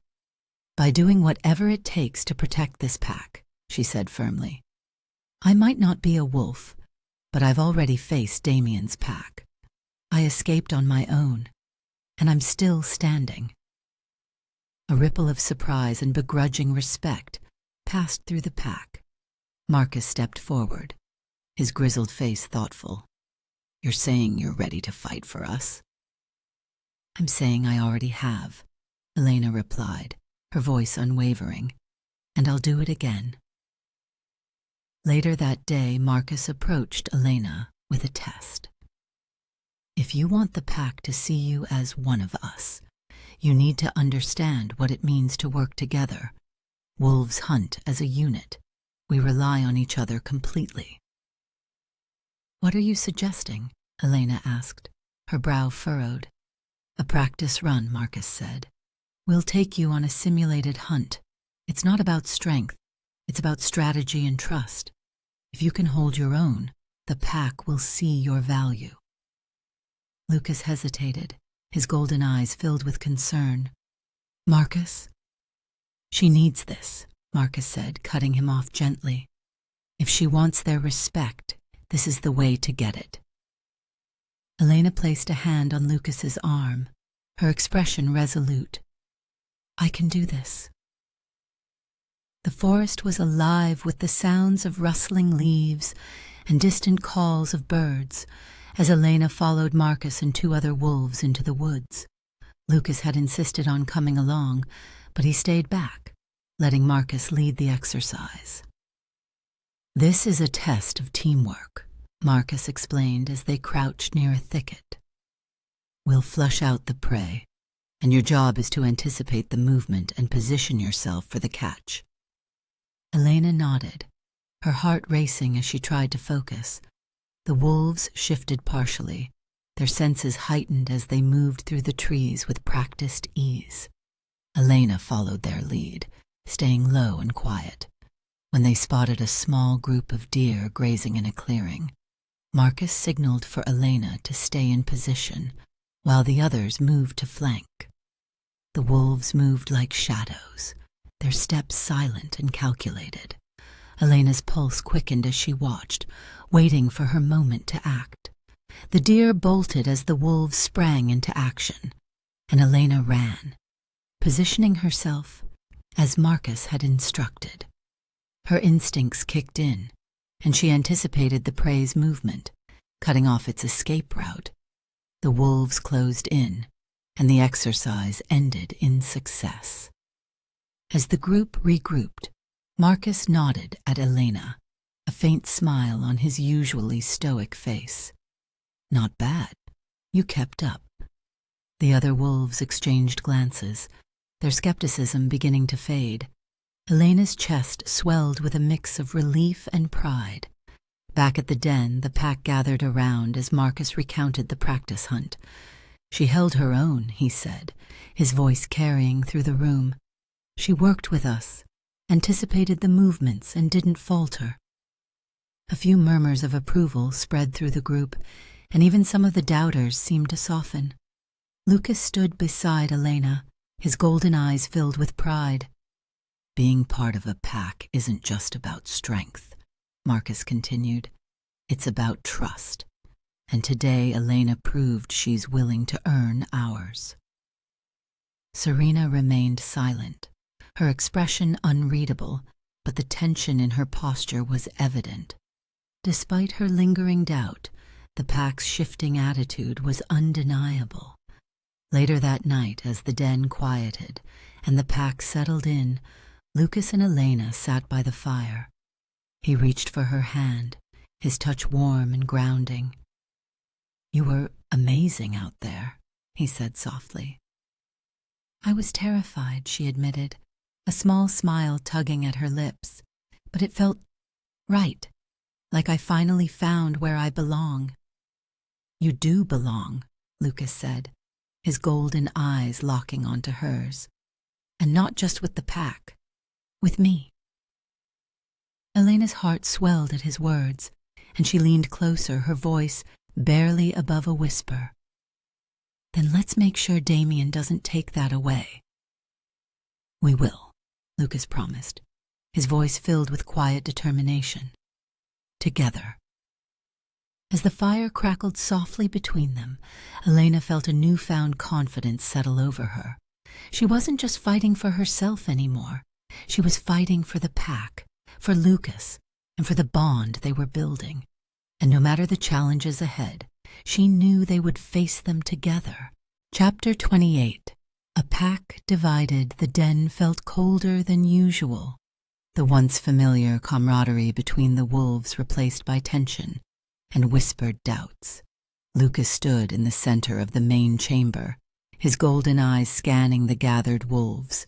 His pack, his family, was fracturing, and the pressure of holding them together weighed heavily on his shoulders. "We can't afford to be divided," Lucas began, his voice steady but firm. "Damien is building his forces, and with Serena by his side, they're more dangerous than ever." The murmurs of discontent rippled through the group, and Lucas's jaw tightened. Marcus stood at his side, his presence a quiet show of support, but even he couldn't deny the growing unease among the pack. "She betrayed us," one wolf growled. "Serena was supposed to be our second. How can we trust anyone now?" "Damien's stronger," another keyed. "He's been picking us apart, and what have we done? Nothing." Lucas raised a hand, silencing the growing noise. "Serena's betrayal hurt us, but it doesn't define us. She made her choice, and now we have to make ours. We either stand together, or we fall apart." The pack exchanged uneasy glances, their loyalty to Lucas warring with their fear of Damien's growing power. Serena's betrayal had cut deep, and her absence left a void that Lucas struggled to fill. One of the younger wolves, Kieran, stepped forward, his expression a mix of defiance and uncertainty. "How do we know you can protect us, Lucas? Damien's been outsmarting us at every turn. Maybe Serena was right. Maybe we need stronger leadership." The words hung in the air like a blade poised to strike. Lucas's fists clenched at his sides, but he forced himself to remain calm. "You think Damien's leadership is what we need? He's not building a pack, he's building an army.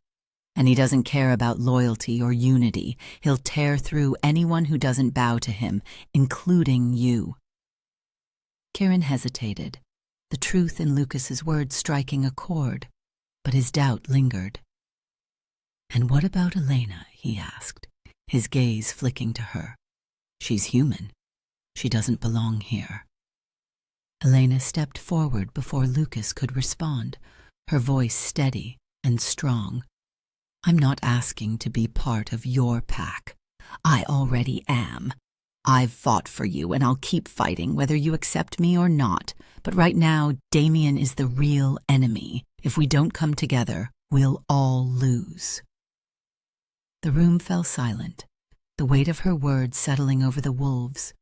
Even Kieran looked uncertain, his defiance dimmed by the fire in her eyes. As the pack dispersed, Lucas remained in the chamber, his golden eyes fixed on the flickering fire. Marcus joined him, his expression thoughtful. "They're scared," Marcus said simply. "I know," Lucas replied, his voice heavy, "and they have every right to be. But fear can't drive us. If it does, Damien wins." Marcus nodded. "They'll come around. They always have. But you need to show them why they follow you. Not just because you're Alpha, but because you're the one who can lead them out of this." Lucas exhaled slowly, the weight of his responsibilities pressing down on him. "And if they don't come around?" "Then we fight with what we have," Marcus said. "But I don't think it'll come to that." Later that night, Lucas found Elena sitting outside the den, her gaze fixed on the stars above. He sat beside her, the silence between them comfortable but heavy, with unspoken thoughts. "They don't trust me," she said softly, breaking the quiet. "And I don't blame them." "They will," Lucas said, his voice firm. "You've already proven your worth. They just need time." Elena shook her head, a faint smile tugging at her lips. "Time we don't have." Lucas turned to her, his golden eyes filled with both admiration and frustration. "You've done more for this pack than most of them realize, and whether they see it or not, I do. That's enough for me. It's not enough for me, she said, her voice steady. If I'm going to be part of this fight, I need to know they're with us. Not just you, but the whole pack. Lucas nodded, his respect for her deepening. Then we'll make them see, together. The next morning, Lucas called the pack together once more. He stood tall, his golden eyes blazing with determination as he addressed them. I won't deny that we're in the fight of our lives, he began. Damien and Serena want to tear us apart, to use our fear against us. But fear is their weapon, not ours. We're stronger than this. We've survived worse because we've stood together. He paused, his gaze sweeping over the wolves. I'm not asking you to trust Elena blindly. I'm asking you to trust me. She's proven herself time and again, and she's risked everything to stand with us. If you can't see that, then maybe you're the ones who don't belong here. The pack exchanged glances, Marcus stepping forward to speak. Lucas is right. We've always been stronger as a pack. Divided, we don't stand a chance. Slowly the murmurs of agreement grew louder. Even Kieran, though hesitant, nodded his assent. The pack wasn't fully united yet, but the cracks were beginning to mend. As the wolves dispersed, Lucas turned to Elena, his golden eyes softening. It's not perfect, but it's a start.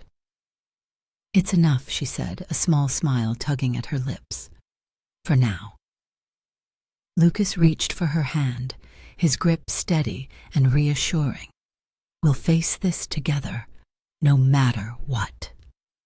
As the first light of dawn broke through the trees, Lucas felt a flicker of hope. The road ahead would be treacherous, but for the first time in weeks, he believed they might stand a chance. Chapter 29. Elena's Training. The morning sun filtered through the trees, casting dappled light across the clearing where Lucas stood with his arms crossed. His golden eyes tracked Elena's movements as she struggled to land a solid punch against the padded target Marcus held. Keep your stance balanced, Lucas instructed, his voice firm but encouraging. If you lose your footing, you'll lose the fight. Elena gritted her teeth, adjusting her position. Sweat trickled down her brow as she threw another punch, this time with more force. The sound of her knuckles meeting the padding was satisfying, but Marcus barely flinched. Better, Marcus said, his tone approving, but you need to follow through. Commit to the strike. Elena stepped back, her chest heaving as she caught her breath. This isn't as easy as you make it look, she muttered. Lucas smirked, stepping forward. It's not supposed to be easy. If it were, everyone would survive in this world. Over the next few days, Elena's training intensified. Lucas pushed her to her limits, guiding her through self-defense techniques, strategies for evasion, and ways to anticipate an opponent's movements. Marcus and a few other wolves joined in, offering their insights and creating a more realistic training environment. One afternoon, Marcus shifted partially, his claws and heightened reflexes, making him a formidable sparring partner. This is what you'll face if Damien's wolves catch you, he said, circling her. You can't hesitate. Elena swallowed hard but nodded, raising her fists. She had barely braced herself before Marcus lunged. She ducked his first swipe, rolling to the side and scrambling to her feet. Her heart pounded as she remembered Lucas's advice. Stay light on your feet. Use their strength against them. When Marcus came at her again, she sidestepped at the last moment, thrusting her elbow into his side. He grunted, but the faint smile on his face told her she was on the right track.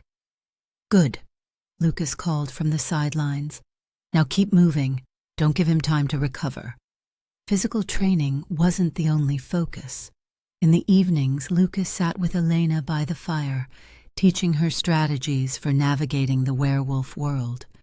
He showed her maps of the pack's territory and Damien's suspected movements, explaining the importance of understanding the terrain. Knowing where to go can be the difference between life and death, he said, tracing a finger along a winding river.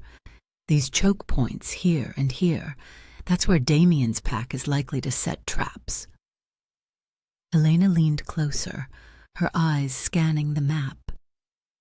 So if I'm caught here, she said, pointing to a narrow valley, I should head north to avoid being cornered.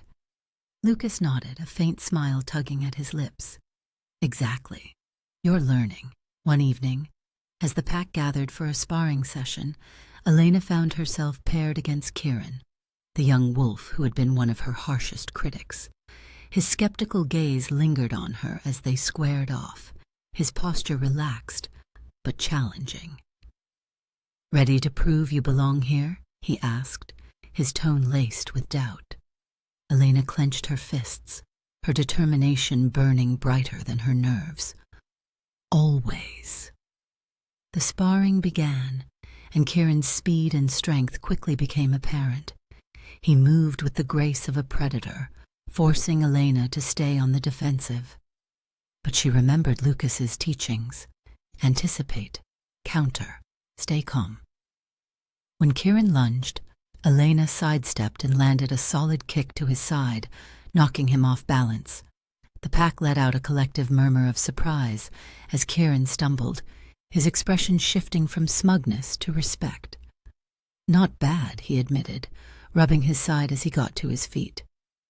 Maybe you're tougher than you look. Elena allowed herself a small smile, though her hands still trembled from the adrenaline. I have to be. Later that night, as the pack dispersed, Lucas found Elena sitting by the fire, her head resting on her knees. He sat beside her, his golden eyes filled with pride. You've come a long way, he said softly. I still have a lot to learn, she replied, her voice tinged with exhaustion. You've already learned the most important lesson, Lucas said. You don't give up. That's what will keep you alive. Elena turned to him, her eyes searching his. Do you really think I'm ready for this? For everything that's coming? Lucas reached for her hand, his touch steady and reassuring. I think you're stronger than you realize, and no matter what happens, I'll be right there with you. Elena nodded, a faint smile playing on her lips. For the first time, she felt like she wasn't just surviving in Lucas's world.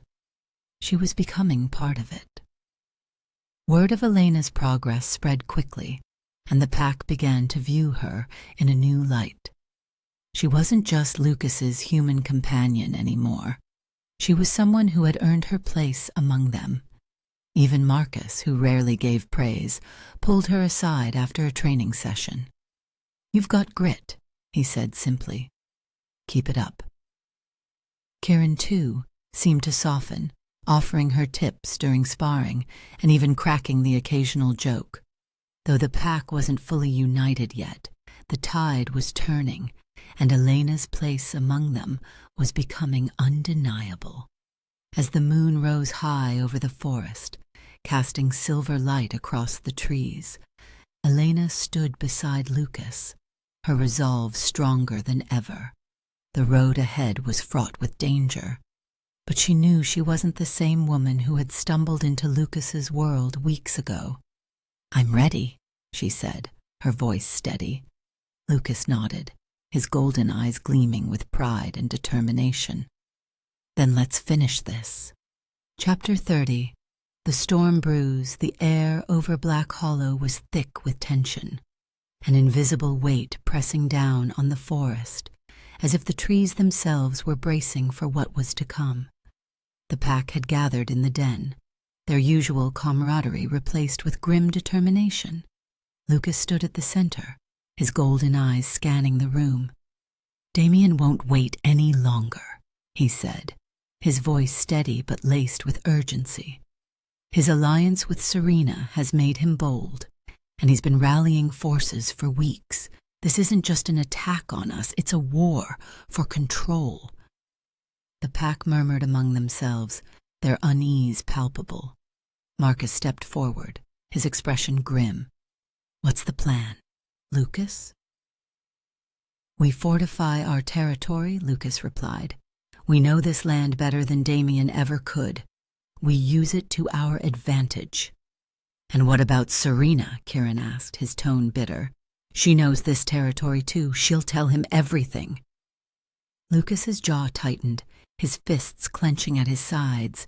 Then we make sure she doesn't get the chance. Deep within the heart of the forest, Damien paced before his gathered wolves, their amber eyes gleaming in the dim firelight. His silver-gray gaze swept over them, his confidence radiating like a dark aura.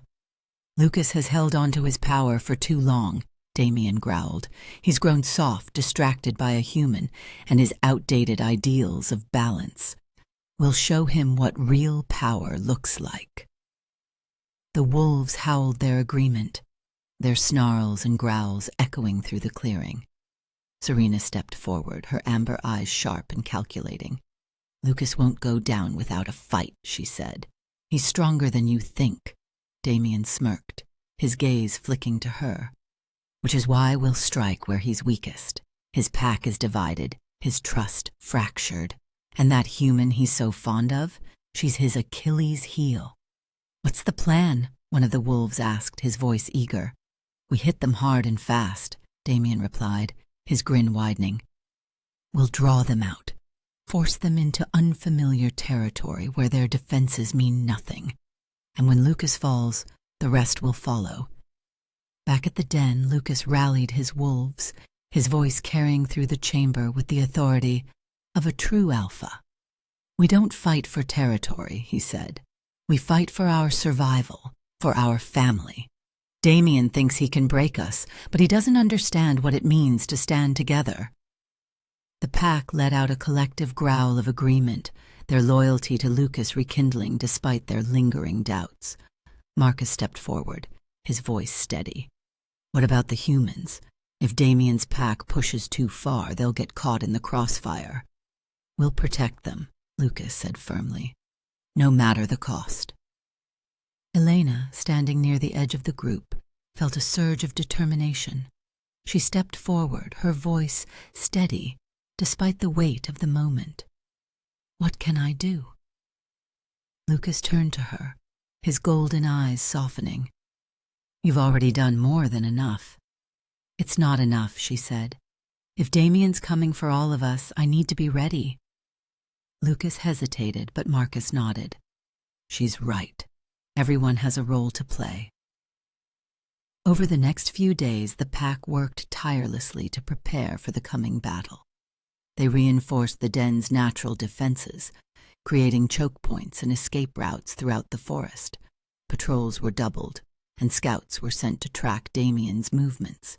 Elena trained harder than ever, sparring with Kieran and Marcus, while Lucas oversaw the preparations.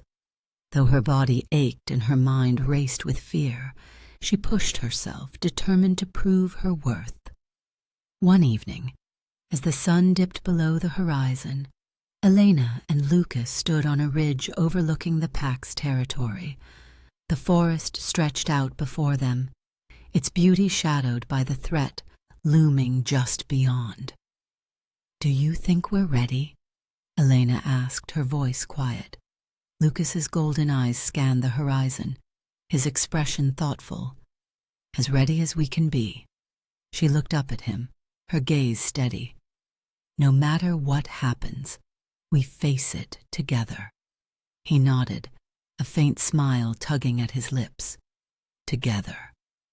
As the final preparations were completed, a tense quiet settled over the den.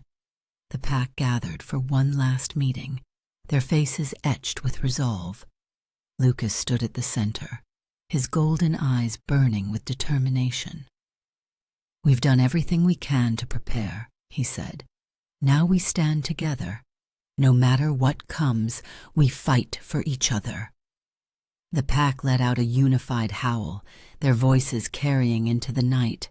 Lucas turned to Marcus, his tone low but steady. "Keep the patrols tight. If Damien moves, I want to know immediately." Marcus nodded. "We'll be ready." Farther into the forest, Damien stood with Serena at his side, his silver-gray eyes gleaming with anticipation. "The time has come," he said, his voice low and commanding. "Lucas won't see us coming." Serena nodded, though her expression betrayed a flicker of doubt. "He'll fight to the death to protect his pack." "And he'll lose," Damien said with a smirk, "because we've already won." The wolves around him growled their agreement, their eagerness palpable as they prepared to strike. The storm was coming, and both sides knew it would change everything. Chapter 31. Ambush in the woods. The forest was eerily quiet, the usual sounds of chirping birds and rustling leaves replaced by a tense stillness that set every nerve on edge. Lucas led the patrol through the dense trees, his golden eyes scanning the shadows for any sign of movement. The pack moved with precision, their senses heightened and their steps silent. "They're out here," Marcus murmured, his voice barely above a whisper. "I can feel it." Lucas nodded, his jaw tight. "Stay sharp. They'll strike when we least expect it." Elena followed closely behind, her every sense alert. Though Lucas had hesitated to bring her along, she had insisted. She wasn't about to sit in the den while the pack fought for their survival. The attack came swiftly and without warning. A low growl echoed through the trees, followed by the sudden rush of movement. Damien's wolves burst from the shadows, their snarls tearing through the stillness as they lunged at Lucas's pack. "Ambush!" Marcus shouted, shifting mid-stride as he intercepted the first attacker. Chaos erupted as the two packs clashed, the sound of snarls, snapping jaws, and tearing flesh filling the air. Lucas shifted in an instant, his massive wolf form a blur of power and fury, as he launched himself at one of Damien's wolves. The impact sent them both crashing into a nearby tree, the force shaking the ground. Elena scrambled for cover, her heart pounding as she dodged a lunging wolf. She rolled to her feet, gripping the sharpened branch she had taken for protection. The wolf snarled and lunged again, but this time she swung with all her strength, striking its side and sending it stumbling back. "Lucas!" she called, her voice rising over the chaos. Through the fray, Lucas caught sight of Damien standing at the edge of the battle, his silver-gray eyes gleaming with amusement. He growled low in his throat, his golden eyes blazing as he charged toward his rival. Damien shifted effortlessly, his sleek, dark wolf form moving with predatory grace. The two Alfas collided in a blur of fur and claws, their snarls echoing through the forest as they fought for dominance. Lucas's strength was unmatched, but Damien's speed gave him the upper hand, and the fight quickly became a brutal test of will. "You've already lost, Lucas," Damien taunted, his voice guttural in his half-shifted state. "Your pack is divided, your Luna is vulnerable, and you can't protect them all," Lucas snarled, his claws raking across Damien's side. "I won't let you destroy what I've built." Damien laughed, his silver eyes glinting. "You can't stop me." As the battle raged on, Elena spotted Serena moving through the chaos, her amber eyes locked on Lucas. She was half-shifted, her claws glinting in the moonlight as she crept toward him. "Serena!" Elena shouted, her voice cutting through the noise. Serena turned, her gaze narrowing as she saw Elena standing her ground. For a moment something flickered in her expression, hesitation perhaps, but it was gone as quickly as it came. "You shouldn't be here," Serena said coldly, stepping closer. "You're nothing but a liability." Elena tightened her grip on the branch, her heart pounding. "If that's true, why are you so afraid of me?" Serena growled, lunging toward her. But Elena sidestepped at the last moment, striking her in the side. Serena stumbled, her claws raking against a tree as she regained her balance. Before Serena could strike again, Kieran appeared, intercepting her with a fierce growl. "Not today, Serena." Lucas's pack fought with renewed vigor, their unity strengthening as they rallied behind their Alfa. Marcus led a group of wolves to flank Damien's forces, their coordinated attacks breaking through the enemy lines. Elena continued to defend herself, her movements guided by the training Lucas had given her. Though she was exhausted and her muscles screamed in protest, she refused to back down. This wasn't just a fight for survival.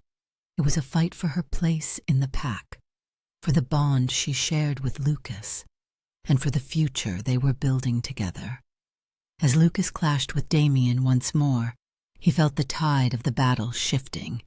His pack was holding their ground, their loyalty and determination outweighing the fear Damien had tried to sow. With a final, powerful strike, Lucas sent Damien sprawling, his golden eyes blazing with victory. "This isn't over," Damien growled, shifting back to his human form as he staggered to his feet. "You may have won tonight, but the war is far from finished." Lucas shifted as well, his stance unwavering. "Get out of my territory, and if you come back, I won't let you walk away." Damien smirked, wiping blood from his mouth. "We'll see about that." As Damien and his remaining wolves retreated into the forest, Lucas turned to his pack, his expression a mix of relief and pride. Though they had suffered injuries, they had stood together, proving their strength and unity in the face of overwhelming odds. Elena limped toward Lucas, her face pale but her resolve unbroken. "We did it," she said, her voice shaky. Lucas pulled her into an embrace, his golden eyes softening. "You were incredible." "So were you," she replied, resting her head against his chest. For the first time since the conflict began, she felt a glimmer of hope. But as the pack regrouped and tended to their wounds, Lucas knew the battle was only the beginning. Damien's words echoed in his mind, a reminder that the war was far from open. Chapter 32, Elena's Courage. The forest was alive with the echoes of the recent battle, but the pack's victory had been tenuous.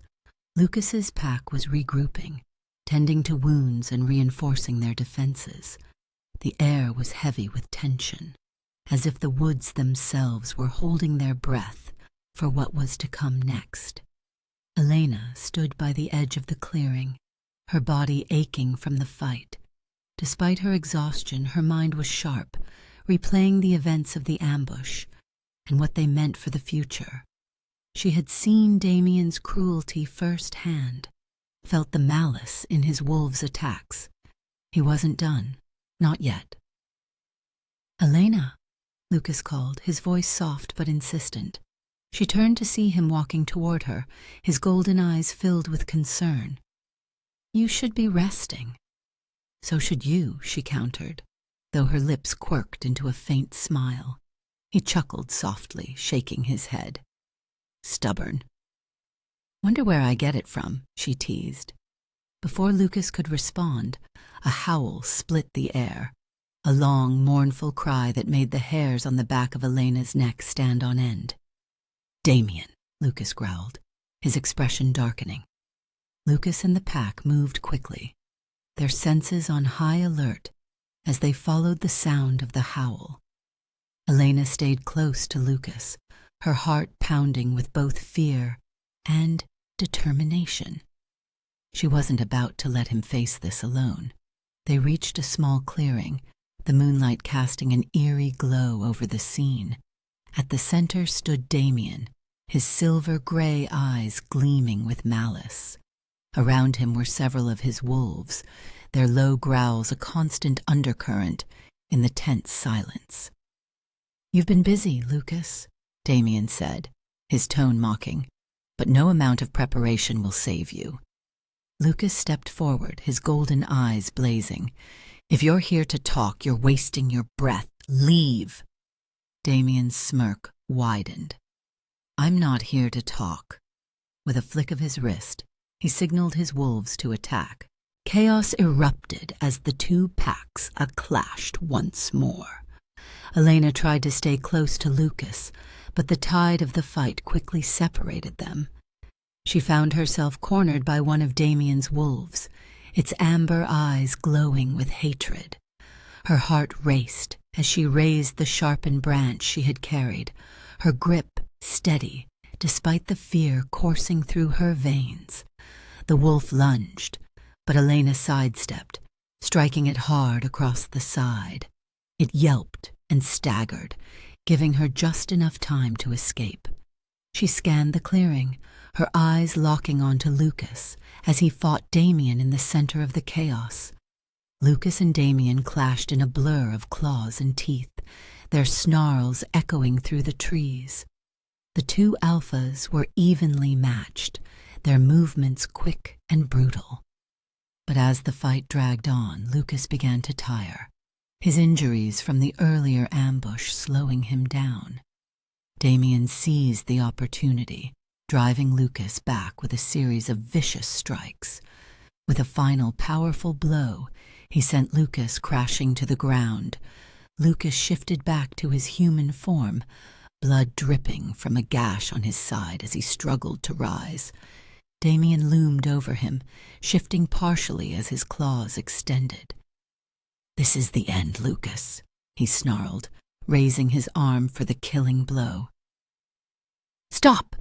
Elena's voice rang out, cutting through the chaos. Damien turned sharply, his silver eyes narrowing as he saw her standing a few feet away. She held her hands up, her posture deceptively calm despite the terror bubbling beneath the surface. "Damien," she said, her voice steady, "you don't need to do this. Killing him won't make you the better leader." Damien chuckled darkly, his claws still poised over Lucas. "And what would you know about leadership, little human?" "I know you're afraid," Elena said, taking a cautious step closer. "Afraid that if Lucas lives, the pack will see you for what you really are, a bully who hides behind fear because he knows he can't inspire loyalty." Damien snarled, his eyes flashing with fury. "You think you can manipulate me?" "I think I already am," she replied, her voice like steel. "You're talking to me instead of finishing what you started." Damien hesitated, his claws twitching as his gaze flicked between Elena and Lucas. That moment of hesitation was all she needed. Elena grabbed a small pouch from her belt, one Lucas had prepared earlier with ground wolfsbane mixed with ash. With a quick motion, she hurled the contents into Damien's face. He roared in pain, stumbling back as the powder burned his skin and temporarily blinded him. "Now, Lucas!" Elena shouted. Lucas shifted instantly, lunging at Damien with renewed strength. The two clashed once more, but this time Lucas had the upper hand. He forced Damien back, his golden eyes blazing with fury as he delivered a final blow that sent his rival crashing to the ground. Damien growled, his voice hoarse. "This isn't over." "It is for tonight," Lucas growled, his voice low and dangerous. Damien shifted back to human form, his body trembling as he staggered to his feet. He glanced at Elena, his expression a mix of fury and something almost like respect. Then, with a sharp whistle, he called his wolves and retreated into the forest. As the dust settled, Lucas turned to Elena, his expression unreadable. "You saved my life." "You would have done the same for me," she said, her voice soft. He stepped closer, his golden eyes filled with gratitude and something deeper. "You were incredible out there." Elena managed a faint smile, though her legs felt like they might give out. "I just did what you taught me." The pack regrouped, their expressions a mix of relief and admiration as they realized what Elena had done. Even Marcus, who rarely gave compliments, gave her a nod of approval. "You've earned your place, Elena," he said simply. Lucas wrapped an arm around her shoulders, his grip steady and reassuring. "We'll rest tonight," he said. "But this fight isn't over. Damien will come back, and we need to be ready." Elena nodded, her resolve stronger than ever. She wasn't just a human caught in a war between wolves. She was part of this pack, and she would fight for them with everything she had. Chapter 33. Sacrifice and loss. The forest was silent in the aftermath of the ambush, but the tension hadn't lifted. Lucas's pack regrouped in a sheltered glade, tending to their wounds and preparing for what they all knew was coming. Damien wasn't retreating for good. He was regrouping, and his next attack would be even more ruthless. Elena sat by the fire, her body aching from the fight, but her mind refused to rest. She replayed the battle in her head, the look in Damien's eyes, the way he hesitated when she confronted him. She had bought Lucas time, but the cost of this war was becoming clearer with each passing moment. Marcus approached, his grizzled features worn with fatigue. "Lucas wants to speak with you," he said, his voice softer than usual. Elena nodded, pushing herself to her feet. She followed Marcus to the center of the camp, where Lucas stood surrounded by the pack. His golden eyes met hers, and for a moment the weight of the world seemed to settle between them. "We need to move," Lucas said, his voice steady. "Damien knows where we are. It's only a matter of time before he attacks again." "And where do we go?" Kieran asked, his tone tinged with frustration. "He'll follow us no matter where we run." Lucas's jaw tightened. "We don't run. We set a trap." Lucas laid out the plan. The pack would lure Damien and his forces into a narrow gorge on the edge of their territory. The terrain would give them an advantage, allowing them to isolate smaller groups of Damien's wolves. It was a desperate strategy, but it was their best chance at survival. Elena listened intently, her mind racing as she considered her role in the plan. "What about me?" she asked. "What do I do?" "You stay with Marcus," Lucas said firmly. "He'll keep you safe." "No," Elena said, shaking her head. "I'm not hiding while the rest of you fight. I can help." Lucas's gaze softened, but his voice was resolute. "Elena, you've done enough. I can't lose you." "You won't," she replied, stepping closer. "But I need to do this. I need to fight." Lucas hesitated, his golden eyes searching hers before he finally nodded. "Stay close to Marcus. Promise me." "I promise," she said. The pack moved swiftly, their movements synchronized and purposeful. They reached the gorge as the first rays of dawn broke through the trees, casting long shadows over the rocky terrain. Lucas positioned his wolves strategically, their anticipation palpable as they waited for Damien's approach. It wasn't long before the enemy arrived. Damien's wolves emerged from the forest, their growls echoing off the cliffs. At the forefront stood Damien, his silver-gray eyes gleaming with malice. Beside him was Serena, her expression unreadable as she surveyed the scene. Lucas stepped forward, his massive wolf form imposing as he growled a warning. "You don't belong here, Damien. Leave now, and this ends." Damien laughed, his voice cold and sharp. "You don't give the orders, Lucas. This is my territory now." With a flick of his wrist, Damien unleashed his wolves, and the gorge erupted into chaos. The battle was brutal. Wolves clashed in a blur of fur and claws, their snarls and growls echoing through the narrow canyon. Elena stayed close to Marcus as promised, but the fight quickly pushed them apart. She found herself cornered by two of Damien's wolves, their eyes gleaming with predatory hunger. Her training kicked in, and she swung the sharpened blade Lucas had given her, driving one wolf back. But the other lunged, its claws raking across her arm as she stumbled. Before the wolf could strike again, a massive figure barreled into it, sending it sprawling. Marcus stood over her, his partially shifted form imposing as he growled at the attackers. "Stay behind me," he ordered. The wolves regrouped and lunged at Marcus together. He fought fiercely, his claws flashing in the dim light, but the odds were against him. One wolf sank its teeth into his side, and Marcus howled in pain. "No!"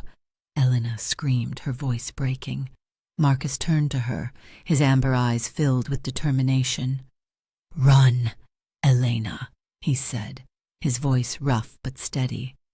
"Go to Lucas." "I can't leave you," she cried. "You have to," he growled. "This pack needs you."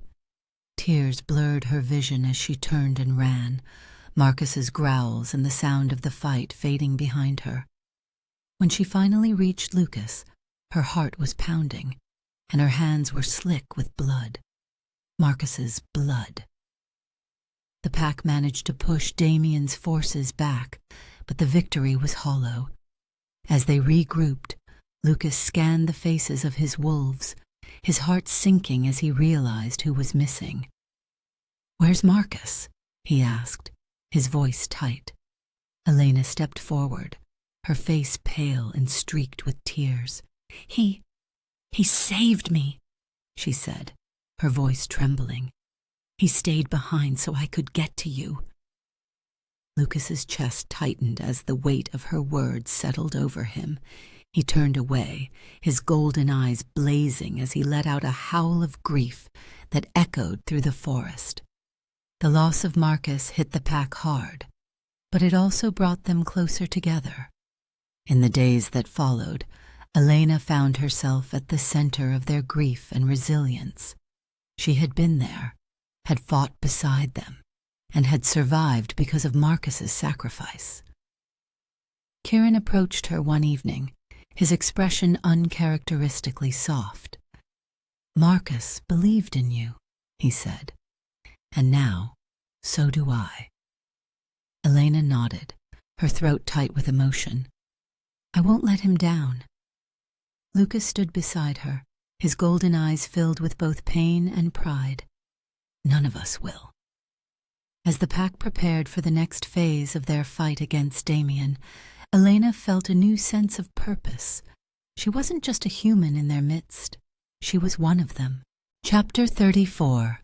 Serena's fall. The moon hung low over the forest, its pale light casting long shadows across the den as Lucas and his pack regrouped. The weight of Marcus's sacrifice lingered heavily over everyone, but Lucas's golden eyes burned with a new determination. He stood at the center of the chamber, his voice steady but edged with anger. "Serena has betrayed us," he said, his words cutting through the silence like a blade. "Her alliance with Damien cost us more than we can ever repay. It's time she faces the consequences." The pack murmured among themselves, their expressions a mix of anger and disbelief. Serena had been one of their own for years, a trusted second, a sister in arms. But her actions had shattered that trust, and now the wolves who once stood beside her were questioning her loyalty. The pack gathered in the clearing just beyond the den, the air heavy with tension. Serena stood at the edge of the group, her amber eyes narrowed as she faced Lucas. Her posture was defiant, but there was a flicker of unease in her gaze as the pack closed ranks around her. "You're making a mistake, Lucas," Serena said, her voice calm but sharp. "I did what I had to do to protect the pack." "By siding with Damien?" Lucas growled, his golden eyes blazing. "You call that protection?" "I call it survival," Serena snapped. "You were too blinded by your emotions, by her." She gestured toward Elena, who stood silently beside Marcus's former place. to see what needed to be done. Damien would have destroyed us if I hadn't negotiated. Negotiated, Kieran growled, stepping forward. You sold us out. Marcus died because of you. The pack growled in agreement, their voices a rising tide of anger that made Serena take a step back. Lucas raised a hand, and the pack fell silent. He stepped closer to Serena, his presence commanding as his golden eyes bore into hers. You talk about survival, Serena. But you didn't just betray me. You betrayed all of us. You betrayed Marcus. For the first time, Serena's defiance faltered, her expression flickering with guilt. I didn't want him to die, she said, her voice quieter. I thought I could control Damien. You thought wrong, Lucas said coldly. And now we're paying the price. Serena straightened, her jaw tightening. You think you're so perfect, Lucas, but you've made mistakes too. You've let your feelings cloud your judgment. You think the pack will follow you forever? They follow me because I've earned their trust, Lucas replied. Something you threw away. The pack murmured in agreement, their loyalty to Lucas solidifying as they turned their backs on Serena. Lucas's voice was steady as he delivered his judgment. Serena, you are no longer part of this pack. You are exiled from our territory, and if you ever return, you will face the consequences. Serena's eyes widened, the full weight of his words hitting her.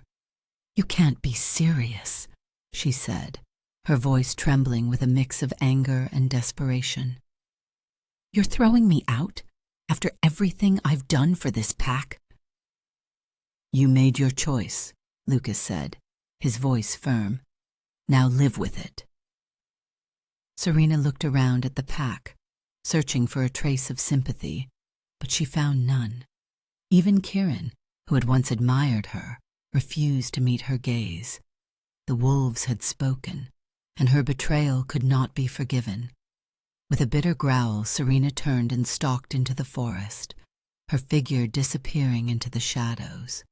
The pack watched in silence, their emotions a tangled mix of anger, grief, and relief.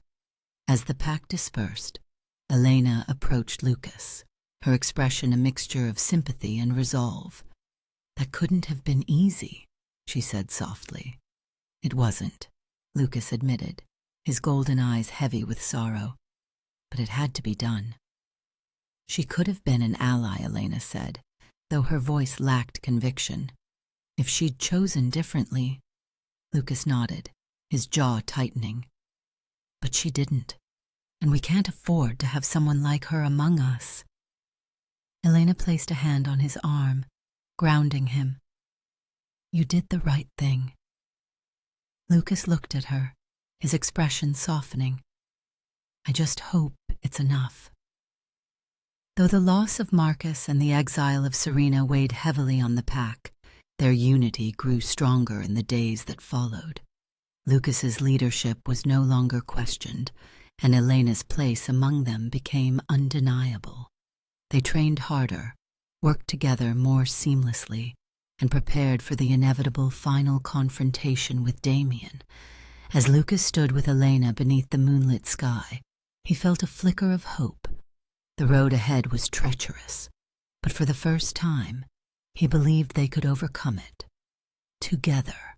Chapter 35. Damien's Last Stand. The forest was shrouded in an ominous silence, the kind that weighed heavily on the soul. The moon hung high in the night sky, its silvery light casting long shadows over the trees. Lucas stood at the edge of the clearing where his pack had gathered, their faces grim but determined. This was it, the final confrontation, the fight that would decide the fate of his pack and their future. Damien will come with everything he has, Lucas said, his golden eyes scanning the wolves before him. But so will we. This is our home, our family. We fight for each other. We fight to win. The pack let out a unified growl, their resolve solidifying in the face of the coming battle. Elena stood beside Lucas, her heart pounding in her chest, but her resolve unwavering. She wasn't a bystander anymore. She was part of this fight, and she would stand with Lucas no matter what. The ground trembled beneath the heavy steps of Damien's wolves as they emerged from the shadows. Damien himself stood at the forefront, his silver-gray eyes gleaming with malice. He exuded confidence, his posture relaxed, as though victory was already assured. "Well, well," Damien drawled, his voice carrying through the clearing. "Still clinging to that false hope, Lucas? You should have run when you had the chance." Lucas stepped forward, his golden eyes blazing. "This ends tonight, Damien. No more games, no more ambushes, just you and me." Damien laughed, a cruel, hollow sound. "Do you really think you can take me, Lucas? I've been waiting for this moment." "Then stop talking and fight," Lucas growled. The two Alphas shifted in unison, their massive wolf forms colliding with a thunderous impact that sent shockwaves through the clearing. Lucas's golden fur glinted in the moonlight, his strength and speed a match for Damien's sleek, dark frame. Their snarls and growls echoed through the forest as they clashed, their movements a blur of claws and teeth. Damien lunged, his jaws snapping inches from Lucas's throat, but Lucas twisted at the last moment, using his momentum to slam Damien into the ground. The pack watched from the edges of the clearing, their tension palpable as the two Alphas fought for dominance. "Come on, Lucas," Elena whispered, her fists clenched tightly at her sides. Damien recovered quickly, his claws raking across Lucas's side. Blood matted Lucas's fur, but he didn't falter.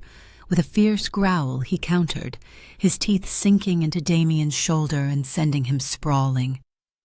"You've already lost, Damien," Lucas growled, his voice deep and guttural. "Your wolves follow you out of fear, not loyalty. That's not strength. It's weakness." Damien snarled, lunging again with a ferocity born of desperation. The fight intensified, the two Alphas locked in a brutal dance of power and will. But Lucas's strength was unyielding, his resolve bolstered by the love and loyalty of his pack. As the fight reached its climax, Damien's movements grew slower, his attacks more erratic. Lucas seized the opportunity, delivering a crushing blow that sent Damien crashing to the ground. He stood over his fallen rival, his golden eyes blazing with both fury and determination. "It's over, Damien," Lucas said, his voice steady but firm. "This pack will never follow you." Damien shifted back to his human form, his body battered and bloodied. He glared up at Lucas, his silver-gray eyes filled with hatred. "You think this changes anything?" he spat. "You're a fool if you believe that." Lucas shifted back as well, his posture towering and commanding. "You're done here. Leave and don't come back." Damien's lips twisted into a sneer, but the fire in his eyes had dimmed. He knew he had lost. With a sharp whistle, he called his remaining wolves and retreated into the forest, his presence a shadow that faded into the night. As the last of Damien's wolves disappeared, the clearing erupted into howls of triumph. Lucas turned to his pack, his golden eyes filled with pride and gratitude. "This is our home," he said, his voice carrying over the cheers. "And we will protect it, together." The pack closed ranks around him, their unity stronger than ever. Elena stepped forward, her heart swelling with pride as she met Lucas's gaze.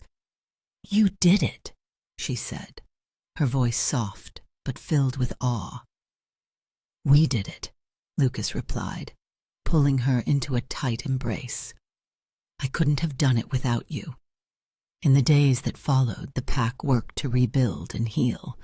The scars of the battle were a reminder of the price they had paid, but their victory had solidified their strength and unity.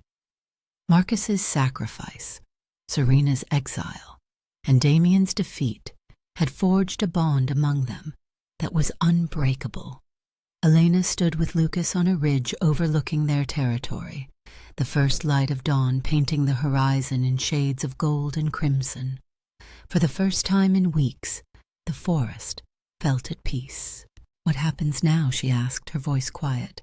Lucas turned to her, his golden eyes softening. "Now, we lead, together." Elena smiled, her heart full as she took his hand. "I like the sound of that." As the sun rose higher, bathing the forest in its warm glow, Lucas and Elena stood side by side, ready to face whatever the future held. Together they had secured the pack's future and their own. Chapter 36. Pack Reconciliation. The forest was quiet in the aftermath of the battle, the once tense air now filled with the soft sounds of life, returning to normal. Birds chirped in the distance, and the rustling of leaves in the breeze carried a sense of renewal. The pack had returned to the den, their wounds tended and their spirits lifted by the hard-won victory over Damien. Lucas stood in the clearing, his golden eyes scanning his pack. They moved with purpose, rebuilding their defenses and strengthening their bonds. Though scars from the fight lingered, their unity was stronger than ever. Elena worked alongside the wolves, carrying supplies and helping to repair the den. Her body ached from the battle, but she refused to rest while the others toiled. She wanted to prove that she wasn't just an outsider. They were her family now. Kieran approached her as she hammered a wooden brace into place. "You don't have to do this, you know," he said, his tone lighter than she expected. "You've already proven yourself." Elena paused, wiping sweat from her brow as she looked at him. "I want to help. I need to." Kieran nodded, his expression softening. "You've earned your place here, Elena. Marcus saw it, and now we all do." His words brought a lump to her throat, but she managed a smile. "Thank you." As the days passed, Elena continued to earn the respect of the pack. She trained with them, sparred with Kieran and the others, and even learned more about their customs and traditions. Slowly, the walls of doubt that had surrounded her began to crumble. One evening, as the pack gathered around the fire, Marcus's name came up in conversation. His sacrifice had left a hole in their hearts, but his memory served as a unifying force. "Marcus believed in strength through unity," Lucas said, his voice steady as he addressed the pack. "He believed in each of us, and he believed in Elena. If he were here now, he'd be proud of what we've built." The wolves murmured their agreement, their gazes turning to Elena. She felt their acceptance in that moment, a warmth that filled the space where doubt had once resided. Later that night, Lucas and Elena stood on the ridge overlooking the forest. The moon bathed the land in its soft light, casting a serene glow over the trees. Lucas reached for Elena's hand, his touch grounding her as they looked out at their territory. "They're starting to accept me," Elena said, her voice filled with quiet wonder. "They already have," Lucas replied, his golden eyes shining with pride. "You've earned it, Elena. You've earned everything." She turned to him, her heart full. "I couldn't have done it without you." Lucas smiled, his expression softening as he cupped her face in his hands. "You're stronger than you know, and now you're part of this pack, part of me." Elena leaned into him, their foreheads touching as the world around them faded away. "I love you," she whispered. "And I love you," Lucas replied, his voice steady and true. The next morning the pack gathered in the den for a meeting. Lucas stood at the center, his presence commanding as he addressed them. "We've faced challenges that could have torn us apart," he began, his golden eyes scanning the room. "But instead they've made us stronger. We've lost, we've fought, and we've bled together, And now we rebuild, together. The pack howled in agreement, their voices a unified declaration of their loyalty and resolve. As the howls died down, Lucas turned to Elena, extending his hand. She stepped forward, her heart pounding as she faced the pack. "This is Elena," Lucas said, his voice filled with pride. "She is my mate, and she is one of us." The pack erupted into howls once more, their acceptance of Elena finally complete.